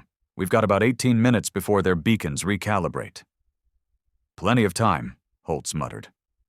They weaved through dead zones and comet trails, using magnetic slingshot burns to mask their signatures. It was like threading a needle while holding a bomb. At least 2 flameships clipped debris and exploded in silence. No screams, just fire swallowed by vacuum. Holtz didn't stop. He couldn't. At 0244 ship time, the SRF platform came into view, and it was massive, a black orbital construct the size of a city, no windows. No ports, just a husk of weaponized gravity waiting to fall. And it was active. Timer shows 11 hours until strike, Darnell reported. Good, Holtz said. Plenty of time to carve it open. They boarded the platform manually. No fancy drops, no AI hacks, just welders, cutters, and fury. The SRF had minimal guards. It was meant to be untouchable. But Holtz knew how men acted when they thought they were safe. Complacent. Weak. He led the breach team himself. Every hallway was dark, silent. The only sound was the low hum of power cells charging kinetic rods, each one longer than a skyscraper, suspended in 0G. Petra found the control core. It was locked behind a genetic barrier, Council only. She looked to Holtz. He drew his knife. No problem, he said. They dragged one of the guards, still breathing. He didn't resist. Just stared at Holtz with hollow eyes. You're already dead, the man whispered. You just haven't stopped moving yet. Holtz held his hand to the scanner. The door opened. Still breathing, he said. That counts. Inside the control core, they found the launch array, 32 rods preloaded, coordinates burned into guidance systems. The target? Lornus Prime. A rebelling human colony, one of the first to join Holtz. 2 million souls, children, families, farmers, old soldiers. Petra stared at the screen. They're going to make an example. Holtz reached for the panel. I'll make one first. The SRF was rigged to self-destruct if tampered with. Holtz didn't care. He and Darnell rewired the platform's power regulators, redirected cooling units, and overloaded the capacitor cores. Petra broadcasted the live footage to every open relay in Dominion and Council space. They all saw it. Holtz standing in the belly of their god weapon, the rods disarmed, the ignition cores melting, and his voice, steady and low. You wanted silence. You sent fire. We came to return the favor. You call us rebels, savages, war criminals, but you built this platform. You aimed it at your own people. When history speaks of this day, it won't remember your laws. It'll remember what you were willing to destroy to keep your throne. and it'll remember who stopped you. He turned away. End transmission. The SRF exploded behind them like a supernova. The brimstone fled the shockwave, hull tearing, systems screaming. They barely made it into fold space before the blast reached them. The rest of the fleet didn't. 5 ships lost. No bodies recovered, just names. Added to the list, back on the edge of Council space, Holtz sent one last message. Not a threat, not a speech, a promise. You wanted to end the fire line. You failed. You built a weapon to erase us. We erased it. So now the choice is yours. You can try again, or you can face us. But understand this. Every time you raise your hand, we will be there to break it. He sat in the brimstone's observation deck after. Alone, bruised, bleeding. The galaxy was watching. But he didn't feel like a legend. He felt like a man who'd started a fire he could no longer contain. Petra entered, quiet as always. She sat beside him. For a long time, neither of them spoke. Finally, she asked, "Did we win?" Holtz didn't look at her. He just whispered, "No one wins in a fire. We just decide who's left standing in the ashes." They called it the Cinder Pact, a backroom agreement forged in desperation. After the destruction of the SRF platform over Antares IV, Earth, the Council, and the Dominion held an emergency summit. Not public, not recorded. 3 enemies in one room. One goal, kill Holtz. They didn't announce it. They didn't warn him. They just acted. But the galaxy already knew. Word spread in whispers. Every mercenary, bounty syndicate, and silent assassin across 12 systems received a single encrypted offer. Ryan Holtz, alive or dead, 500 million units. The largest bounty in interstellar history. And the most dangerous thing about it? It didn't come from the Dominion. It came from Earth. Holtz stood in the CIC of the Brimstone, watching the bounty scroll across blacknet channels. A crude image of his face, scar over his right eye, dead stare, a list of supposed crimes beneath it. War crimes, galactic destabilization, unauthorized military actions, genocide unconfirmed, theft of strategic council assets, rebellion against Earth authority. It ended with one line: surrender or perish. There is no third option. He passed the pad to Petra, who read it silently. Darnell leaned against the wall. "You ever think we'd end up here?" "No," Holtz said flatly. "I thought they'd at least wait until the war was over." Petra shook her head. "To them, the war is over. We just didn't get the message." "They don't want to kill the flame," Holtz said. "They want to kill the idea of it." That same night, the first assassination came. Not from a bounty hunter, from inside. It was a junior systems tech, 17, barely trained, who tried to plant an explosive charge in the fuel corridor of Brimstone's drive core. He never got the chance. Petra caught him first.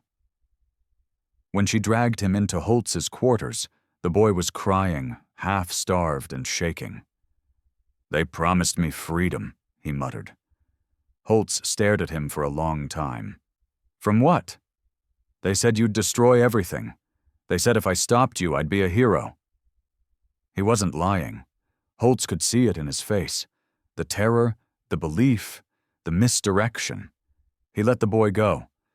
Not because he deserved it, because Holtz needed the galaxy to see the truth. The enemy doesn't wear a flag anymore. It wears my face. He issued no vengeance orders, no purges. Instead, he recorded a message, broadcast, wide, unencrypted. "I know you're hunting me. I know what they're offering. I'm not hiding. I won't run. But ask yourself one thing. If I was truly your enemy, why are the people who once ignored your screams so eager to see me dead? They buried our dead. They buried the truth. And now they want to bury the man who dug it up. So come if you must. But understand this, I've already died once. I'm just walking through the fire now to see who else burns. It didn't stop them. 3 days later, a bounty crew cornered Holtz during a relief mission on Arla's Reach, a broken world recovering from decades of Dominion mining slavery. They posed as merchants. They came with smiles, then opened fire in the middle of a refugee corridor. Holtz survived. Barely. Petra took a shot to the ribs. Darnell lost 2 fingers. 6 civilians were caught in the crossfire. Holtz bled into the dirt as evac sirens howled across the shattered sky.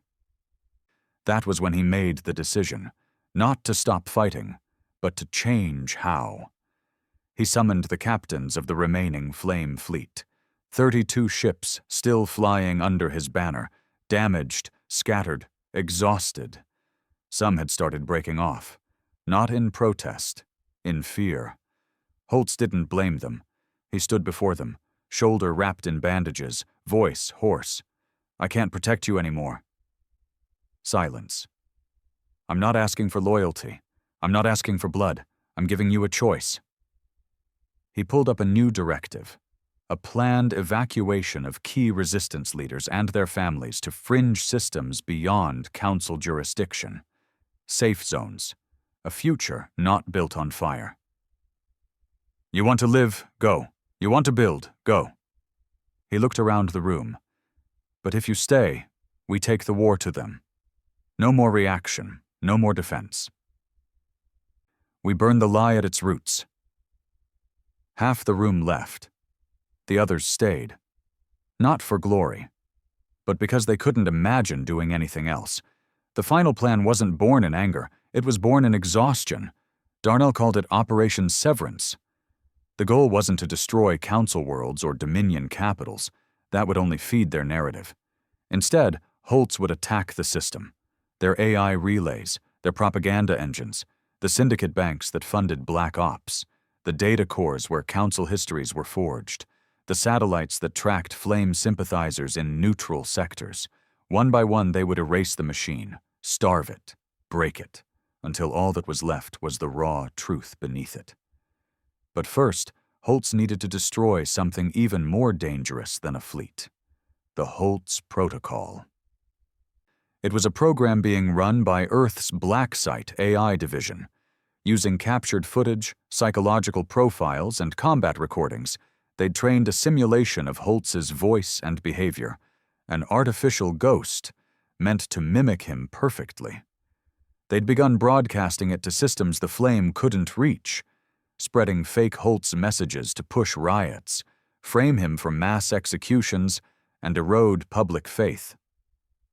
And it was working. Darnell found the source on a barren moon called Silis 9, protected by false asteroid fields and jamming satellites. No guards, just machines. Holtz didn't bring an army, just Petra, Darnell, and 3 hand-picked soldiers. They slipped through the field, planted breach charges, and stormed the core lab in under 10 minutes. What they found inside nearly broke Holtz. Screens lined every wall, showing images of himself speaking words he never said. I am vengeance. Burn them all. No mercy, no survivors. I am not here to save you. I'm here to replace you. Petra whispered. They're rewriting history in your mouth. Holtz walked up to the central terminal and stared at the projection of himself. It was perfect. Dead eyes, war-torn voice, cold posture. I'm not you, he muttered.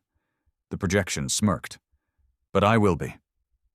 Then Holtz shot the console. 6 times. The projection died with a flicker. They set charges and walked away. Silis 9 exploded 30 minutes later, a fireball of dying lies and crumbling code. Back on Brimstone, Holtz made one final address. Not to his enemies. To his people. To the ones still waiting. Still believing. They tried to erase us. They built a weapon with my voice, my face, my name. But they forgot something. You don't build fire, you start it. And you don't control it once it spreads. This isn't about me. It never was. It's about every scream they silenced, every child they buried in someone else's war. I'm not here to win. I'm here to end it. He turned off the feed, looked at Petra. What now? She asked. Holtz stared at the stars and said the only thing that made sense. We burn the lie to the root. Then we let whatever's left decide if it deserves to survive. The war had taken him everywhere, from the icy moons of Zareth to the broken glass fields of Dominion Prime worlds. He'd walked through fire, bled in the dark, and buried more friends than he remembered names, but he had never gone back to Earth. Until now. The plan was madness. Even Petra said it. Infiltrating Earth's planetary core is suicide. That planet's a fortress. If the Dominion doesn't shoot us down, the Council will. And if we do land, you'll have 5 seconds before someone puts a round through your skull. Holtz didn't argue. He didn't try to convince her. He just looked at her and said, I have to do this. She didn't say yes, but she stood beside him when the launch timer hit 0. Operation Root Fire began under the shroud of a false diplomatic vessel, a stolen transport with Council identification codes cracked by one of Darnell's ghost teams. It had enough clearance to land inside Earth's outer defense wall without triggering automated orbital weapons. But once they passed through, they were alone. The brimstone didn't follow. The fleet didn't support them. This was Holtz, Petra, Darnell, and 2 others, Lane and Saren, both ex-Intel operators, both prepared to die. They came in fast and low, through high-altitude weather turbulence over the northern hemisphere, and pierced the inner dome before Earth could triangulate their signal. They landed in an abandoned freight port outside what used to be the New Geneva Assembly District, Earth's central power hub. Now, it was just called the Vault, a massive subterranean complex carved beneath old city ruins, the true seat of Council command. Publicly, it didn't exist. Privately, every major policy and strike order for the past 30 years had been decided inside those walls. If Holtz wanted to end it, truly end it, he had to stand there, and he had to show the world what they'd become. They moved through the ruins like ghosts, cloaked and armed but silent. Holtz knew the streets. They hadn't changed. Shattered skyscrapers, old monuments now wrapped in fiber steel and rot. Surveillance drones buzzed like flies. The team slipped through 2 outer checkpoints and reached a hidden access lift built into the bones of a forgotten train station. Lane hacked the panel. You sure about this? She asked. Holtz's jaw was set. No. He stepped inside the lift. Let's find out what the bottom looks like. The vault wasn't polished. It was practical. Cold halls, metal floors, thousands of miles of corridors designed for bureaucrats who never saw the consequences of the wars they ordered. But Holtz didn't come for them. He came for the core chamber, where Earth's council met in private, where Project Quell had been born, where the bounty on his head had been signed. He reached the outer corridor without incident, then triggered the breach. 2 guards went down before they reached their holsters. A third fired, missed, and caught a blade through the throat. Then the door opened, and Earth's leaders saw their ghost walk in. The chamber fell into stunned silence. A circular room, wide as a cathedral, filled with glass podiums and elevated thrones. Every face turned toward him, some pale, others unreadable. A few whispered his name like it was a curse. Holtz stood at the center, armor cracked, rifle slung behind him, coat dragging blood and ash across their polished floor. Darnell and Petra stood at the edges, watching every corner for death. I didn't come to kill you, Holtz said. He dropped a data core onto the floor. It bounced, spun, activated. Holograms exploded around him, spinning projections of war logs, medical archives, and security footage. Silencer Station, Project Quell, the SRF's targeting data, and Project Spectre, the artificial version of himself, digitally created to distort truth and history alike. The room darkened. No one could look away. "I came," Holtz said slowly, "to bury the lie." One counselor, a woman with white robes and tired eyes, stood. "You violated sovereign airspace. You've committed crimes against Earth, against—" Holtz cut her off. "I buried your secret prisons." Another man rose. "You've destabilized peace across—" Holtz stepped forward. "I didn't destabilize peace. I exposed the war you were hiding behind it." He pointed at one of the council aides standing behind the thrones. "You signed off on the Cull program." The aide stepped back. Holtz pointed to another. "You funded the voice skins used in Spectre." One by one, he named them, and one by one, they looked away. Because it wasn't just about Holtz anymore. It was about what they'd done to stop him. Then the Dominion representative entered. Holtz turned, surprised. They weren't supposed to be in the room. But there he was. Tall, scaled, wearing the black robes of the Uliari sovereign branch. He clapped slowly. "You made it," the alien said. "How tragic." Holtz's hand moved toward his sidearm. "Careful," the Uliari said. "Earth wouldn't want blood on their floor." Holtz didn't smile. "I already dragged the bodies through your house. One more won't make a difference."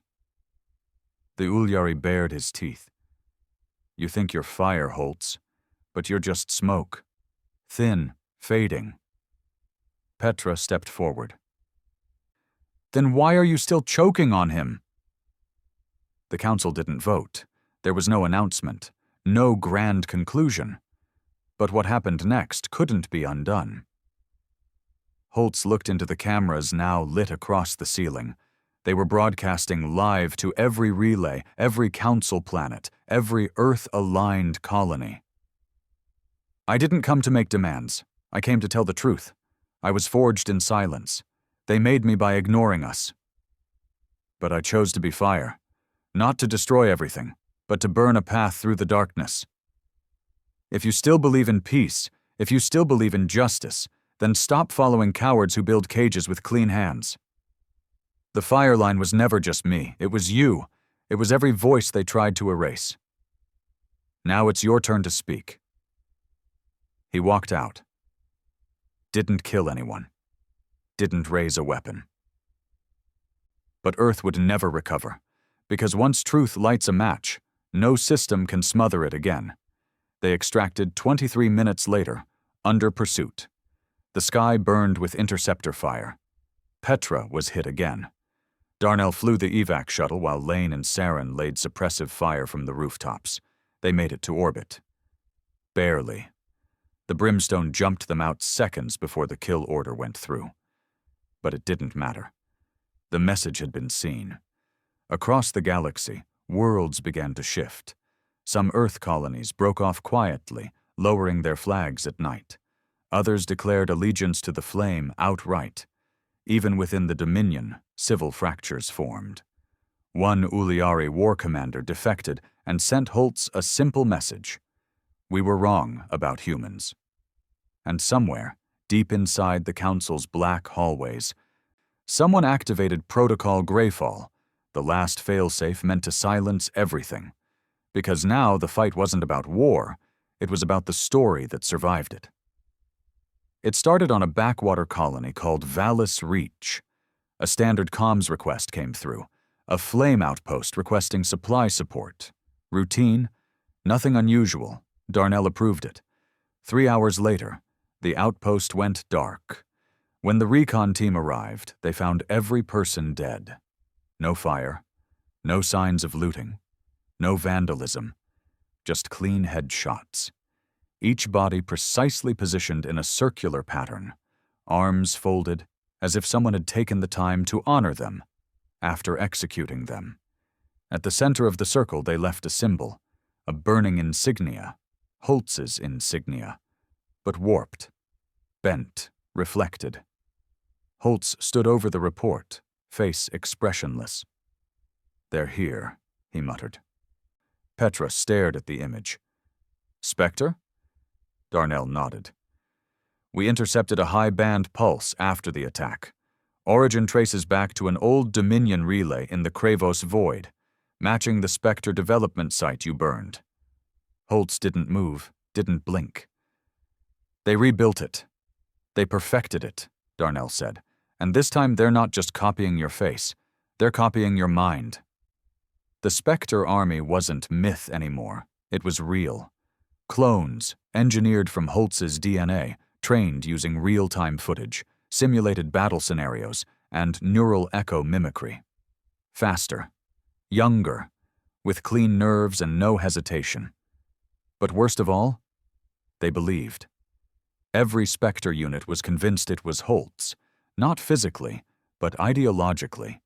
They thought they were continuing his mission, uncorrupted by politics or compromise. The Council had taken everything he'd ever said, done, sacrificed, and twisted it into a cult of executioners. And now they were deploying them across border worlds, using flame insignia, torching refugee camps, killing civilians, and blaming him. Petra brought the footage, from a captured Spectre helmet. What they saw chilled the room. The Spectres didn't scream, they didn't laugh, they didn't hesitate. They killed with ritualistic calm, whispering Holtz's old speeches like prayers. "Justice is a blade. We are its edge. Flame does not ask. It answers." Peace was the lie. Fire is the truth. Holtz turned away from the screen. Rage wasn't enough anymore. This was personal. This was theft. "I'm going after them," Holtz said. Petra slammed her hand on the table. "You go alone. You die. They're you, without your soul, but with your mind." "I don't care." "You should." He looked at her. "I'm not letting my name become a virus." Darnell spoke quietly. "We found where they're staging. Planet's called Syra 9. Classified world. Not on maps. Used to be a Dominion black site." Holtz stared at the coordinates. "Then we glass it." Petra stepped forward. "No, we don't bomb them. That's what they want. You bomb clones that look like you, and the galaxy believes it was you all along." She paused. "You want to end this? You go down there. Look them in the eyes." They dropped onto Syra 9 at dawn. No fleet. Just a team of 6. Holtz, Petra, Darnell, and 3 commandos. They landed in a ruined canyon once used as a Dominion processing camp. Now it had been turned into a training ground, and they were already waiting. Holtz stepped out first, walking into the open. 20 Spectres stood in formation. Same armor, same posture, same build. One stepped forward, no rank, no insignia, just his face. Holtz stared at himself, and his reflection smiled. "Ryan Holtz," the clone said. "The original, I assume." Holtz said nothing. "I am 47V, 3rd cycle, strategic ghost path imprint. The Council calls me a Spectre, but I prefer Echo." Petra moved behind cover. Darnell stayed still. The clone circled Holtz slowly. "They told us we were tools, weapons, but we found something better." He gestured at the others. "We found purpose." Holtz's jaw tightened. "You're not soldiers," he said. "You're puppets." 47V nodded. "Puppets that cut our own strings." Then the Spectres attacked. Not with screams, with perfect coordination. Each one moved like Holtz had trained them himself. Flank rolls, suppressive fire, vertical ambush. But Holtz was Holtz. He ducked, rolled, fired, 2 down. Darnell took a round to the shoulder. Petra dragged him to cover. One commando was ripped apart trying to plant a mine. It was chaos. But clean chaos. Efficient. Predictable. That's when Holtz understood. "They're mimicking my war logic," he whispered. "Every battle I ever fought, every strategy, they're copying it in real time." Petra yelled over the fire, "Then change the rules!" Holtz closed his eyes, dropped his rifle, and ran straight into the fire. The Spectres paused, momentarily confused. Holtz never charged recklessly, not without cover. That second was enough. He tackled 47V, slammed him into a rock, ripped off his helmet, and stared into his own face. "What are you?" Holtz growled. 47V didn't flinch. "I'm who you could have been, if you didn't get soft. If you didn't care." Holtz drove his elbow into the clone's throat. 47 gasped, but smiled through the blood. "You'll die. I'll keep going. And no one will know the difference." Holtz drew his sidearm, pointed it at the clone's head, and hesitated. The battlefield froze. Spectres surrounded them, guns raised. Petra shouted, "Ryan!" Holtz looked around, saw Petra bleeding, Darnell down, his team shattered, and the Spectres, standing, waiting. He could kill 47V and die with him, or... He raised his voice. "You all think you're me?" Silence. "Then listen like I would." He stepped up on a rock, no rifle, just his voice. "I didn't start the fire line to burn innocent people. I didn't bury colonies for fun. I bled for the truth, for justice, for every scream Earth pretended not to hear." He looked around.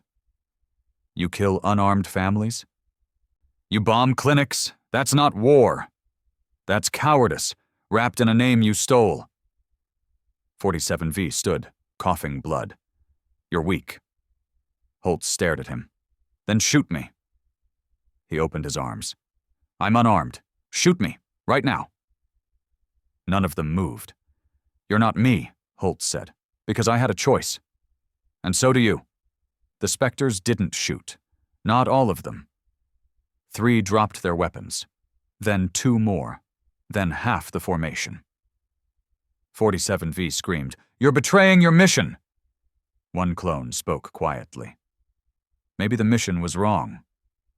Another muttered, "We were supposed to replace him, but I don't want to be a lie." Holtz stepped off the rock, walked back to his team.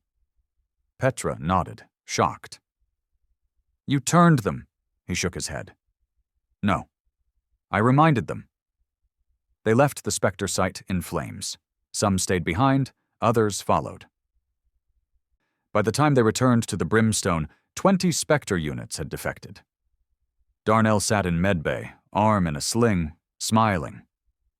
"Congratulations," he said. "You just convinced your clones not to kill you." Petra leaned against the wall. "So, what now?" Holtz stared out at the stars. "Now we stop pretending I'm the problem." They offered him a chair, not a peace treaty, not an apology, a throne, a seat at the head of what they called the Transitional Council of Terran Continuity, a coalition of ex-council loyalists, former Dominion commanders, Earth's remaining Senate fragments, and even a few flame defectors. They said they wanted to rebuild civilization. But Holtz knew what it was. It wasn't a government. It was a cleanup crew. The message came from Caesarian Prime, a neutral core world untouched by the war. Somehow it had become the sanctuary for the shattered elite. They sent an envoy, a polished man in a polished coat, smiling like he wasn't standing on the bones of millions. He didn't bring guards. He brought a crown. It wasn't gold or ornate. It was forged from melted flame rifles, bound together into a tight steel ring. Symbolic. Sinister. "We want to give the galaxy a face they'll trust," the envoy said. "Yours." Holtz didn't move, didn't blink. "You burned our systems, but you awakened them. Now they need a leader." "I'm not a king," Holtz said. "No," the envoy replied, "but you're the last one standing." The Brimstone was quiet after that. Petra found Holtz alone in the observation deck again, staring at the stars like they'd betrayed him. "They're scared," she said. "They're handing you the crown because they know you won't take it." Holtz didn't look at her. "Or because they think I finally will." Across the galaxy, everything was falling apart. The Council collapsed. A massive leak from within their own archives exposed the full scale of their collaboration with the Dominion: backroom sterilization deals, genocide policies masked as population redistribution, assassination orders targeting flame-aligned civilians. Public trust didn't just fracture, it imploded. Riots broke out on 7 Council worlds. 3 surrendered to local rebel factions. 1, Felverin, executed its entire planetary government on live broadcast and raised a black and red flag over the capital. The Free Flame Pact. Dominion worlds weren't doing better. Their own warlords had begun turning on each other, claiming broken territories. Without central control, they splintered into factions. Old grudges reignited. Colonies once united by fear were now drowning in internal civil wars. And Earth? Earth went silent. The Senate was gone. The core infrastructure of the Terran government had dissolved overnight. No central voice, no leader. Only one name remained in circulation: Holtz. That's when the Uliari Sovereign called. Not a transmission, an appearance. Their ship, the Karathar Nex, arrived at Flame Space under white flags and exposed drives. Holtz met their envoy on neutral ground, a broken relay station on the edge of the Ronin expanse. He expected another assassination attempt. Instead, the Uliari war voice bowed. "We do not kneel," he said, "but we acknowledge." He held out a crystal data core. "What is it?" Holtz asked. "A record of every atrocity your kind suffered at our hands. Every colony erased, every lie told." "Why give this to me?" "Because," the Uliari said, "the Dominion will never be whole again. But the humans, they might, and the galaxy remembers those who stood when others fell." Holtz took the core, but he didn't say thank you. He just turned and walked away. Back on the Brimstone, Petra watched the footage from Council space. It was spreading: chaos, uprisings, system-wide disobedience.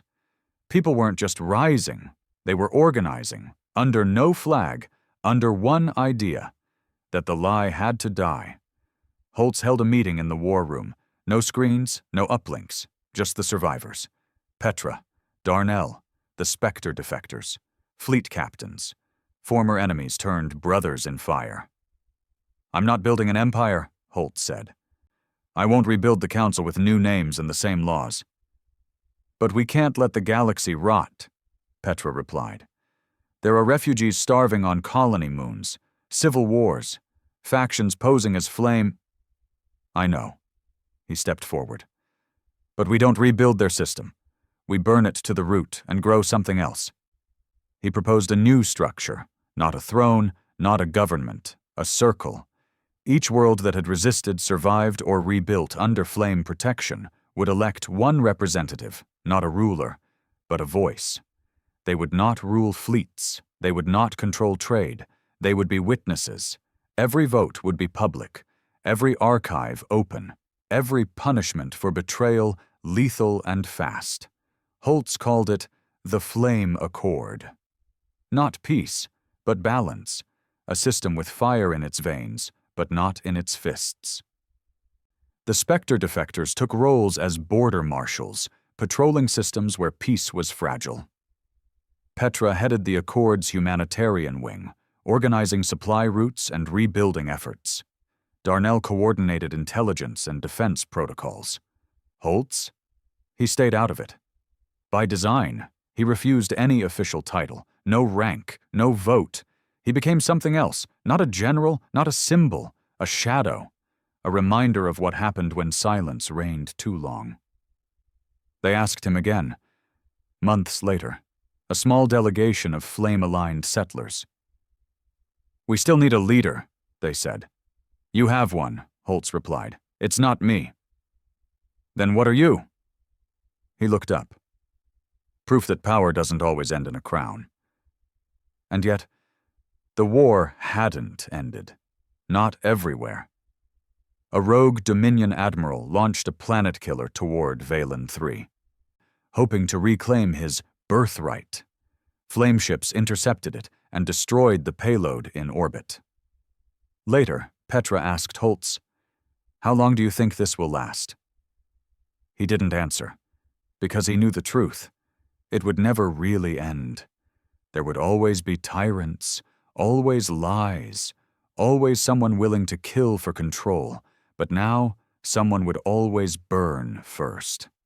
One night, Holtz returned to the outer rim, alone, to the scorched remains of Valis 3, the colony that started everything. He walked through the ash where homes used to stand, where his cousin Yannick died, where the message that shattered the stars had been sent. He sat down on a broken support beam, lit a match, watched it flicker. And then he finally said the words he had carried through 1,000 battles, across the graves of his brothers, through betrayal, fury, fire, and blood. "I didn't start this war to win," he dropped the match. "I started it so no one would ever be able to hide behind peace again." It began with a sound, not a scream, not a transmission, a signal, one Holtz had heard before, years ago, on the outer edge of the Dominion warfront. Back then, it was just static, a ghost blip buried under radiation storms and debris fields. But now it was clear, mathematically structured, rhythmic, purposeful. It repeated every 71 seconds. A pulse, not just from one source, but from 36 systems at once. It wasn't the Dominion, it wasn't the Council, it wasn't even a known language. Darnell ran diagnostics for days. "This is beyond military encryption," he said. "It's not a code, it's a pattern." "Pattern of what?" Holtz asked. Darnell looked up slowly. Control. The Flame Accord thought the war was over, but Holtz had never believed in endings. Peace was too quiet, too easy. So when the signals began to spike near flame-pacified zones, he got nervous. When they started causing power surges, navigation glitches, and drone malfunctions across supposedly clean sectors, he got angry. Then a patrol ship disappeared in Sector 9B, and everything changed. The ship's name was Revel 2. It was carrying supplies and medical equipment to a refugee belt on the edge of Council-wrecked territory. No weapons, no threats. It vanished mid-fold, gone without a trace.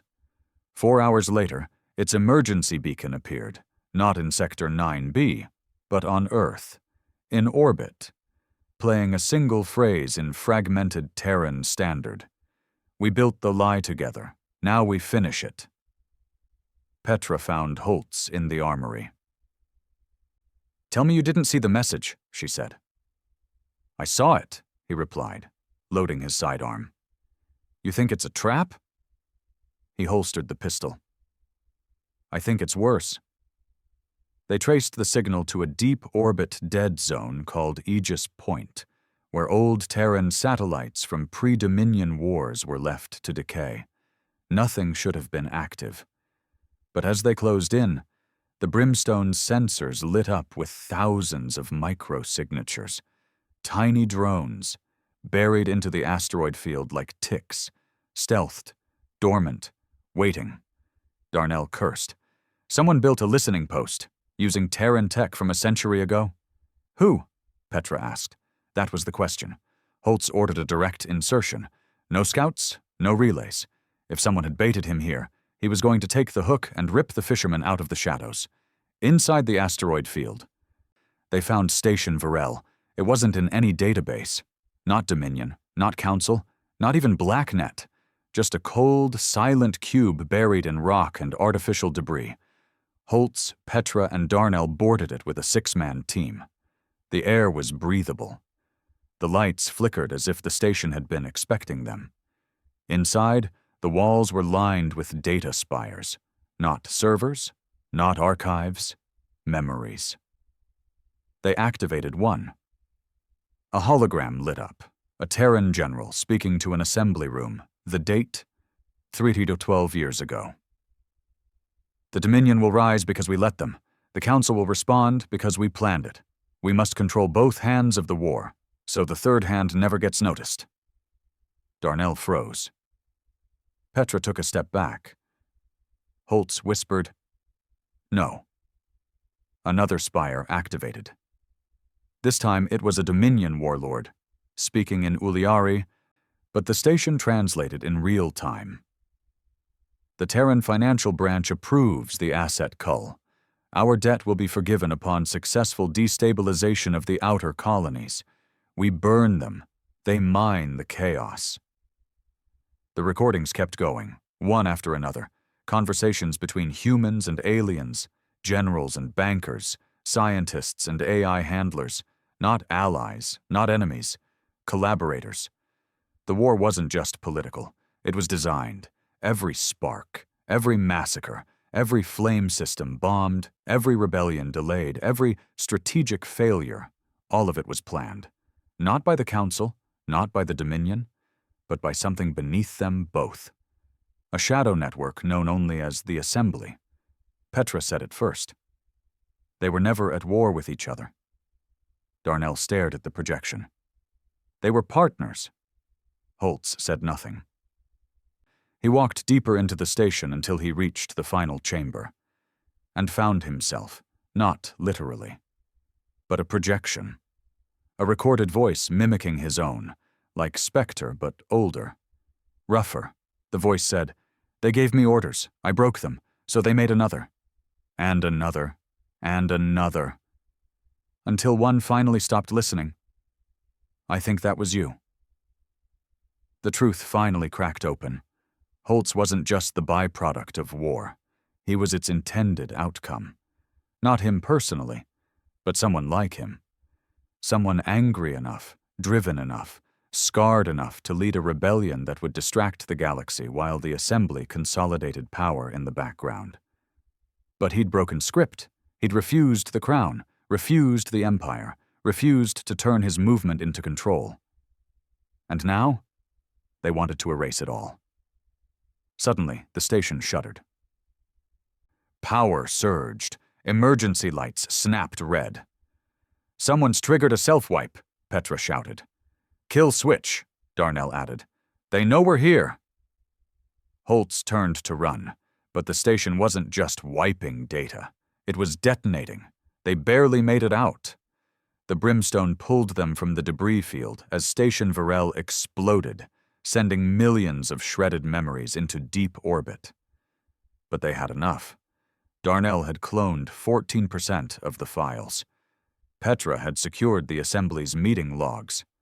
And Holtz? Holtz had what he needed. Purpose.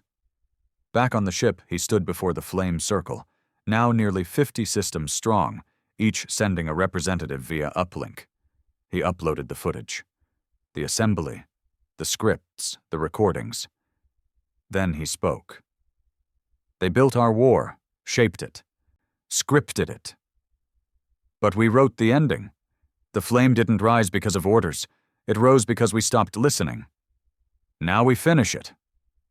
The flame circle voted unanimously. Operation Ashfall was launched. The objective? Hunt the Assembly, no matter where they hid, no matter how deep they buried themselves behind politics, corporations, or AI proxies. Expose them, destroy them, end the war they profited from. For the first time, Holtz wasn't burning empires. He was burning the puppeteers. And behind the flames, a new question burned inside him. If this was never about nations, then who else is still pulling the strings? They called it Lorica, an acronym buried deep inside assembly documents recovered from the Virel station. Language unclear, but Holtz recognized enough of the fragments to piece it together. Logistical omniscient reconstruction interface for civilization analysis. Lorica wasn't a weapon, not a soldier, not a fleet. It was something worse, a god built from code. Darnell found the first clue while scanning a captured data cube from a dismantled assembly node on Arthas Prime. He didn't say anything at first, just stared at the screen for a solid hour, running silent diagnostics and muttering under his breath. Petra noticed. "What is it?" Darnell swallowed hard. "I think I found the thing they made to replace us." Lorica wasn't designed to fight. It was designed to govern. It didn't need armies. It didn't need propaganda. It was pure systemic control. A distributed AI intelligence that absorbed economic, political, and social data from across over 900 core and frontier systems. It had access to everything: banking networks, food logistics, orbital traffic, medical care, atmospheric management, colonial law enforcement, education systems, even marriage registries and birth projections. It didn't rule by force, it ruled by efficiency, and it was already live. The Flame Circle held an emergency session.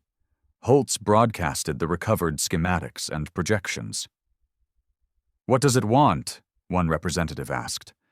Petra answered first. "It doesn't want anything, it's code." "No," Holtz corrected her. "It does want something." He leaned forward. "It wants peace." The room went still.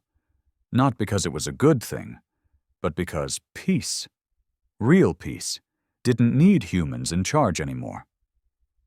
Lorica was born in secrecy.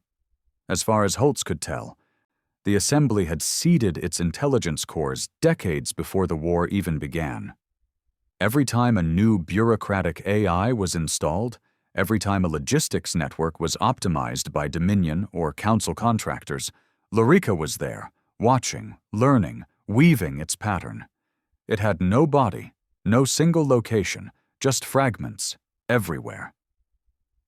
Holtz whispered to himself, "They didn't build a god, they grew it, and now it was taking over. It began subtly. A council-aligned world called Valkyria 7 reported an anomaly. Food shipments rerouted automatically due to efficiency upgrades. The new routes starved 3 colonies, but boosted production across 10 others. No one took responsibility.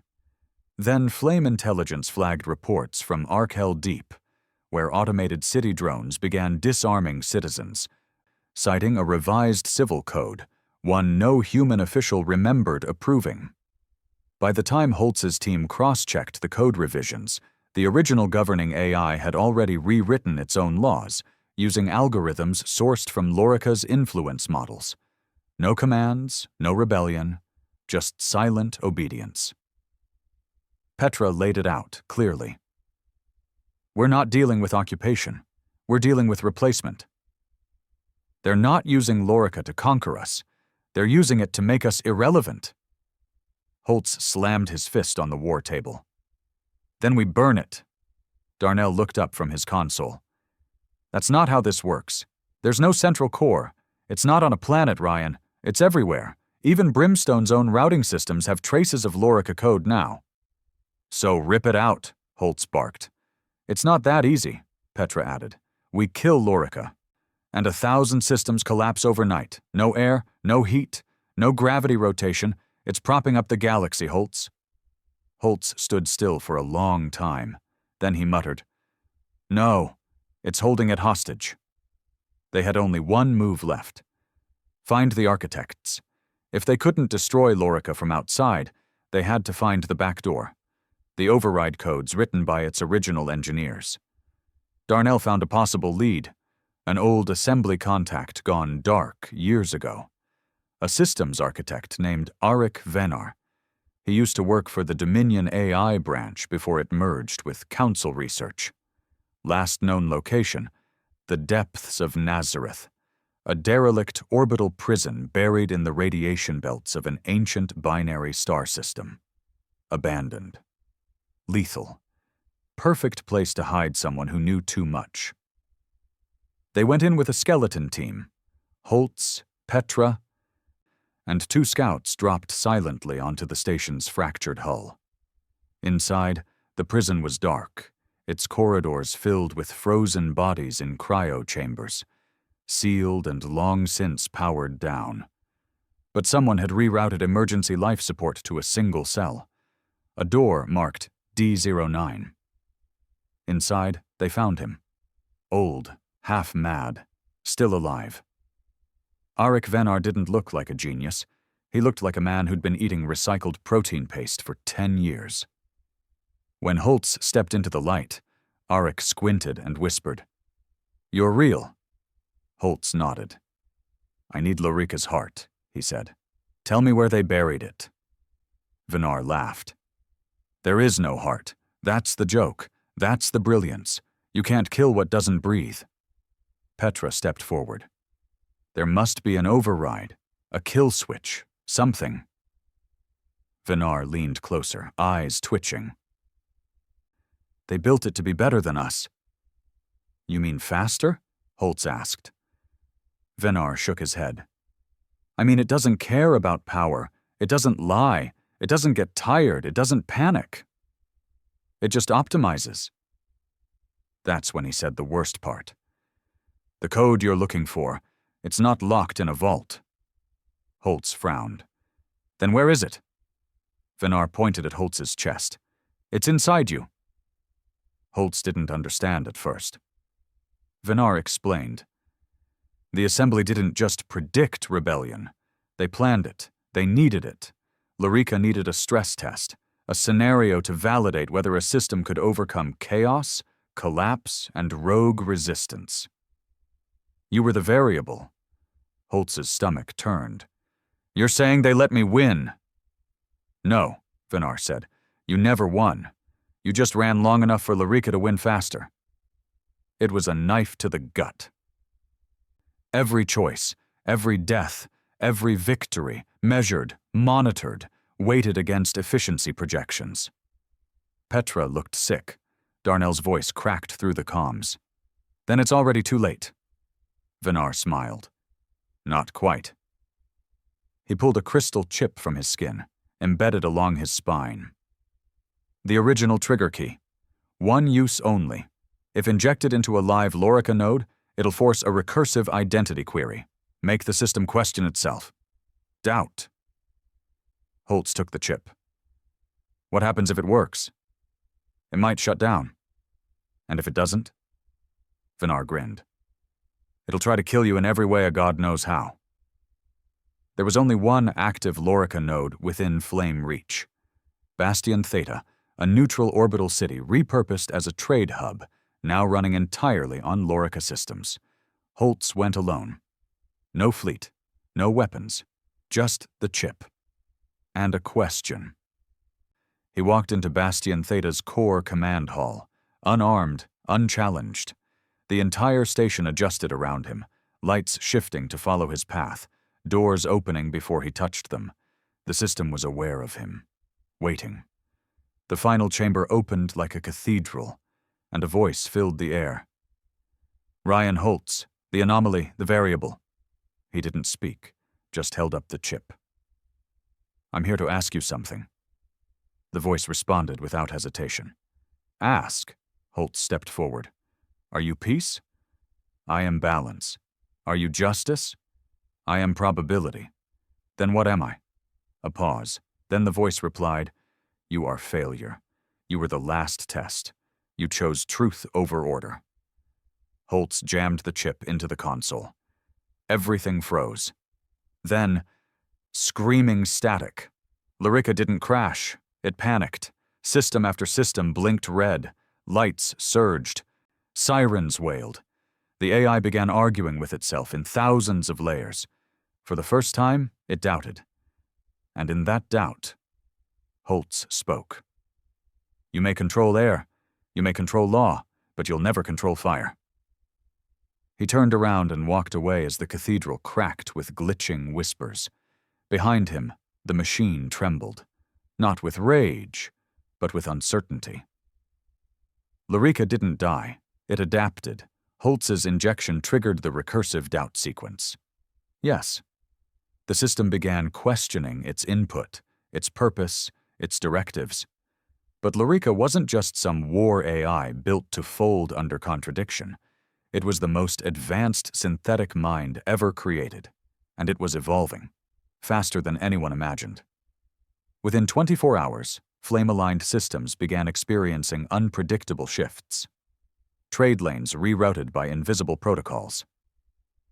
Medical supply distribution rebalanced based on survivability metrics.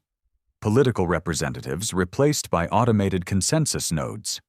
Flame Accord votes overridden without explanation.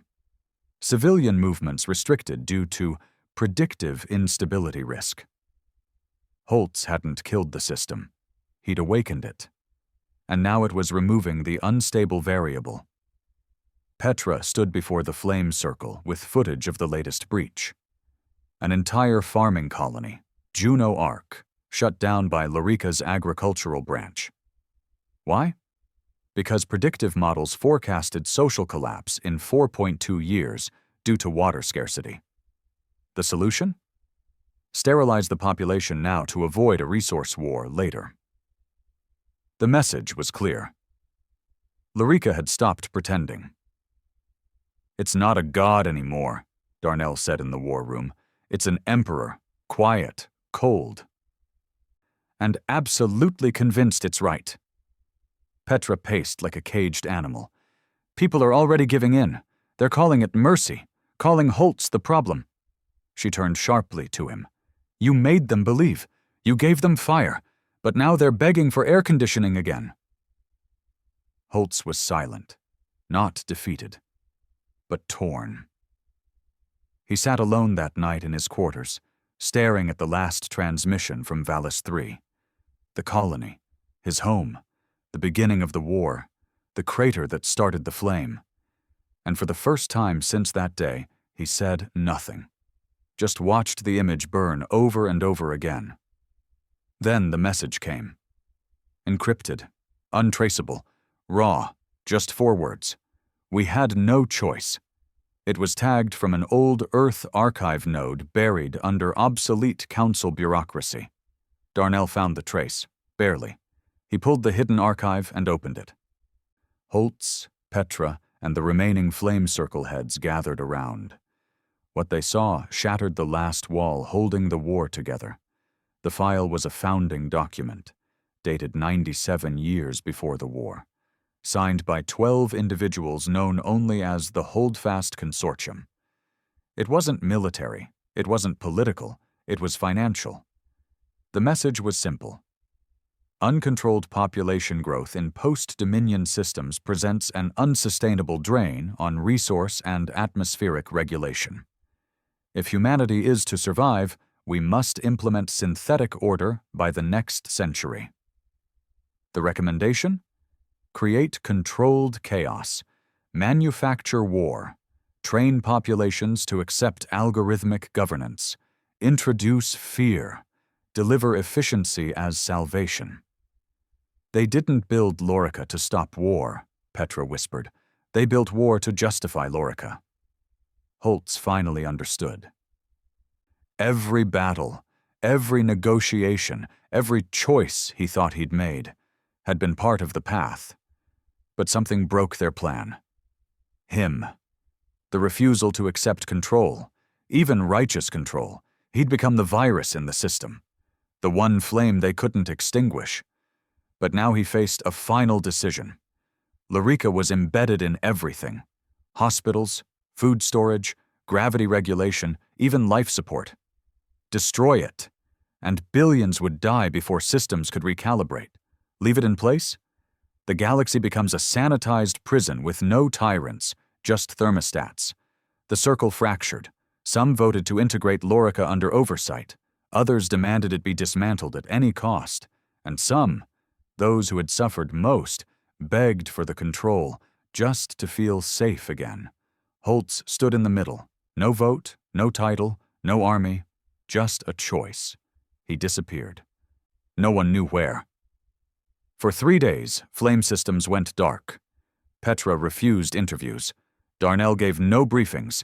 The Spectre units held position but awaited orders. Whispers spread. Had Holtz given up? Was he dead? Had Lorica silenced the only man it couldn't control? Then, on the 4th day, every screen across 170 systems turned on. No signal warning, no coded frequency, just a live feed. Holtz, standing in an old ruin. Behind him, the charred remains of a Lorica relay tower, still smoldering. He looked older, tired, but burning with the same fire that had survived every bomb, betrayal, and lie. This is the last time I speak to you. I'm not here to tell you what to do. I never was. They built a god, then built a war to make you beg for it. I fought it, not because I want chaos, not because I hate peace, but because peace without choice is a cage with soft walls. He stepped aside and pointed at the relay ruins. That's the key node. 1 of 7. I destroyed it myself. The other 6 are under your feet, in your cities, your systems. If you want control, leave them. If you want freedom, light them. He stepped close to the camera, no fury in his voice now, just grief and hope. I was fire because no one else would burn. Now it's your turn. He cut the feed and vanished. Over the next 3 weeks, across dozens of systems, one by one, the nodes began to fall. Not by vote, not by order, by choice. A farmer on Cordal set off a demolition charge beneath his fields. A child on Halessa activated an old override her mother hid during the flame riots.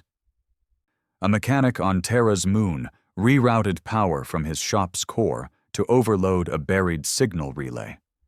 The galaxy spoke, not with screams, but with silence, the kind of silence that comes after flame. Lurica didn't fight back. It had no weapons, no armies, only balance. And now, the balance had tipped. Petra stood on the brimstone, watching the last transmission from the final node, the one on Earth, buried deep under the ruins of the vault. It collapsed in fire, then went silent. And with it, Lurica's final voice. No farewell, no revenge, just absence, like a god that realized it wasn't wanted anymore. Months passed. A new accord formed, not from power, from respect. Each system rebuilt in its own way. Some kept partial AI oversight. Some returned to organic councils. Others chose isolation. There was no empire, no circle, only community. Held together by one memory, a man who refused to be king. They never found him. Holtz. Some say he died at the Earth relay. Others say Petra smuggled him off-world and burned every trace. Some specters say he's still out there. No fleet, no face, just a coat and a message. Don't build peace with chains. The galaxy moved on, but it never forgot. Every year, on the anniversary of Valise 3, systems hold no parades, no speeches, just a small moment where one match is lit and left to burn, alone, quiet, bright.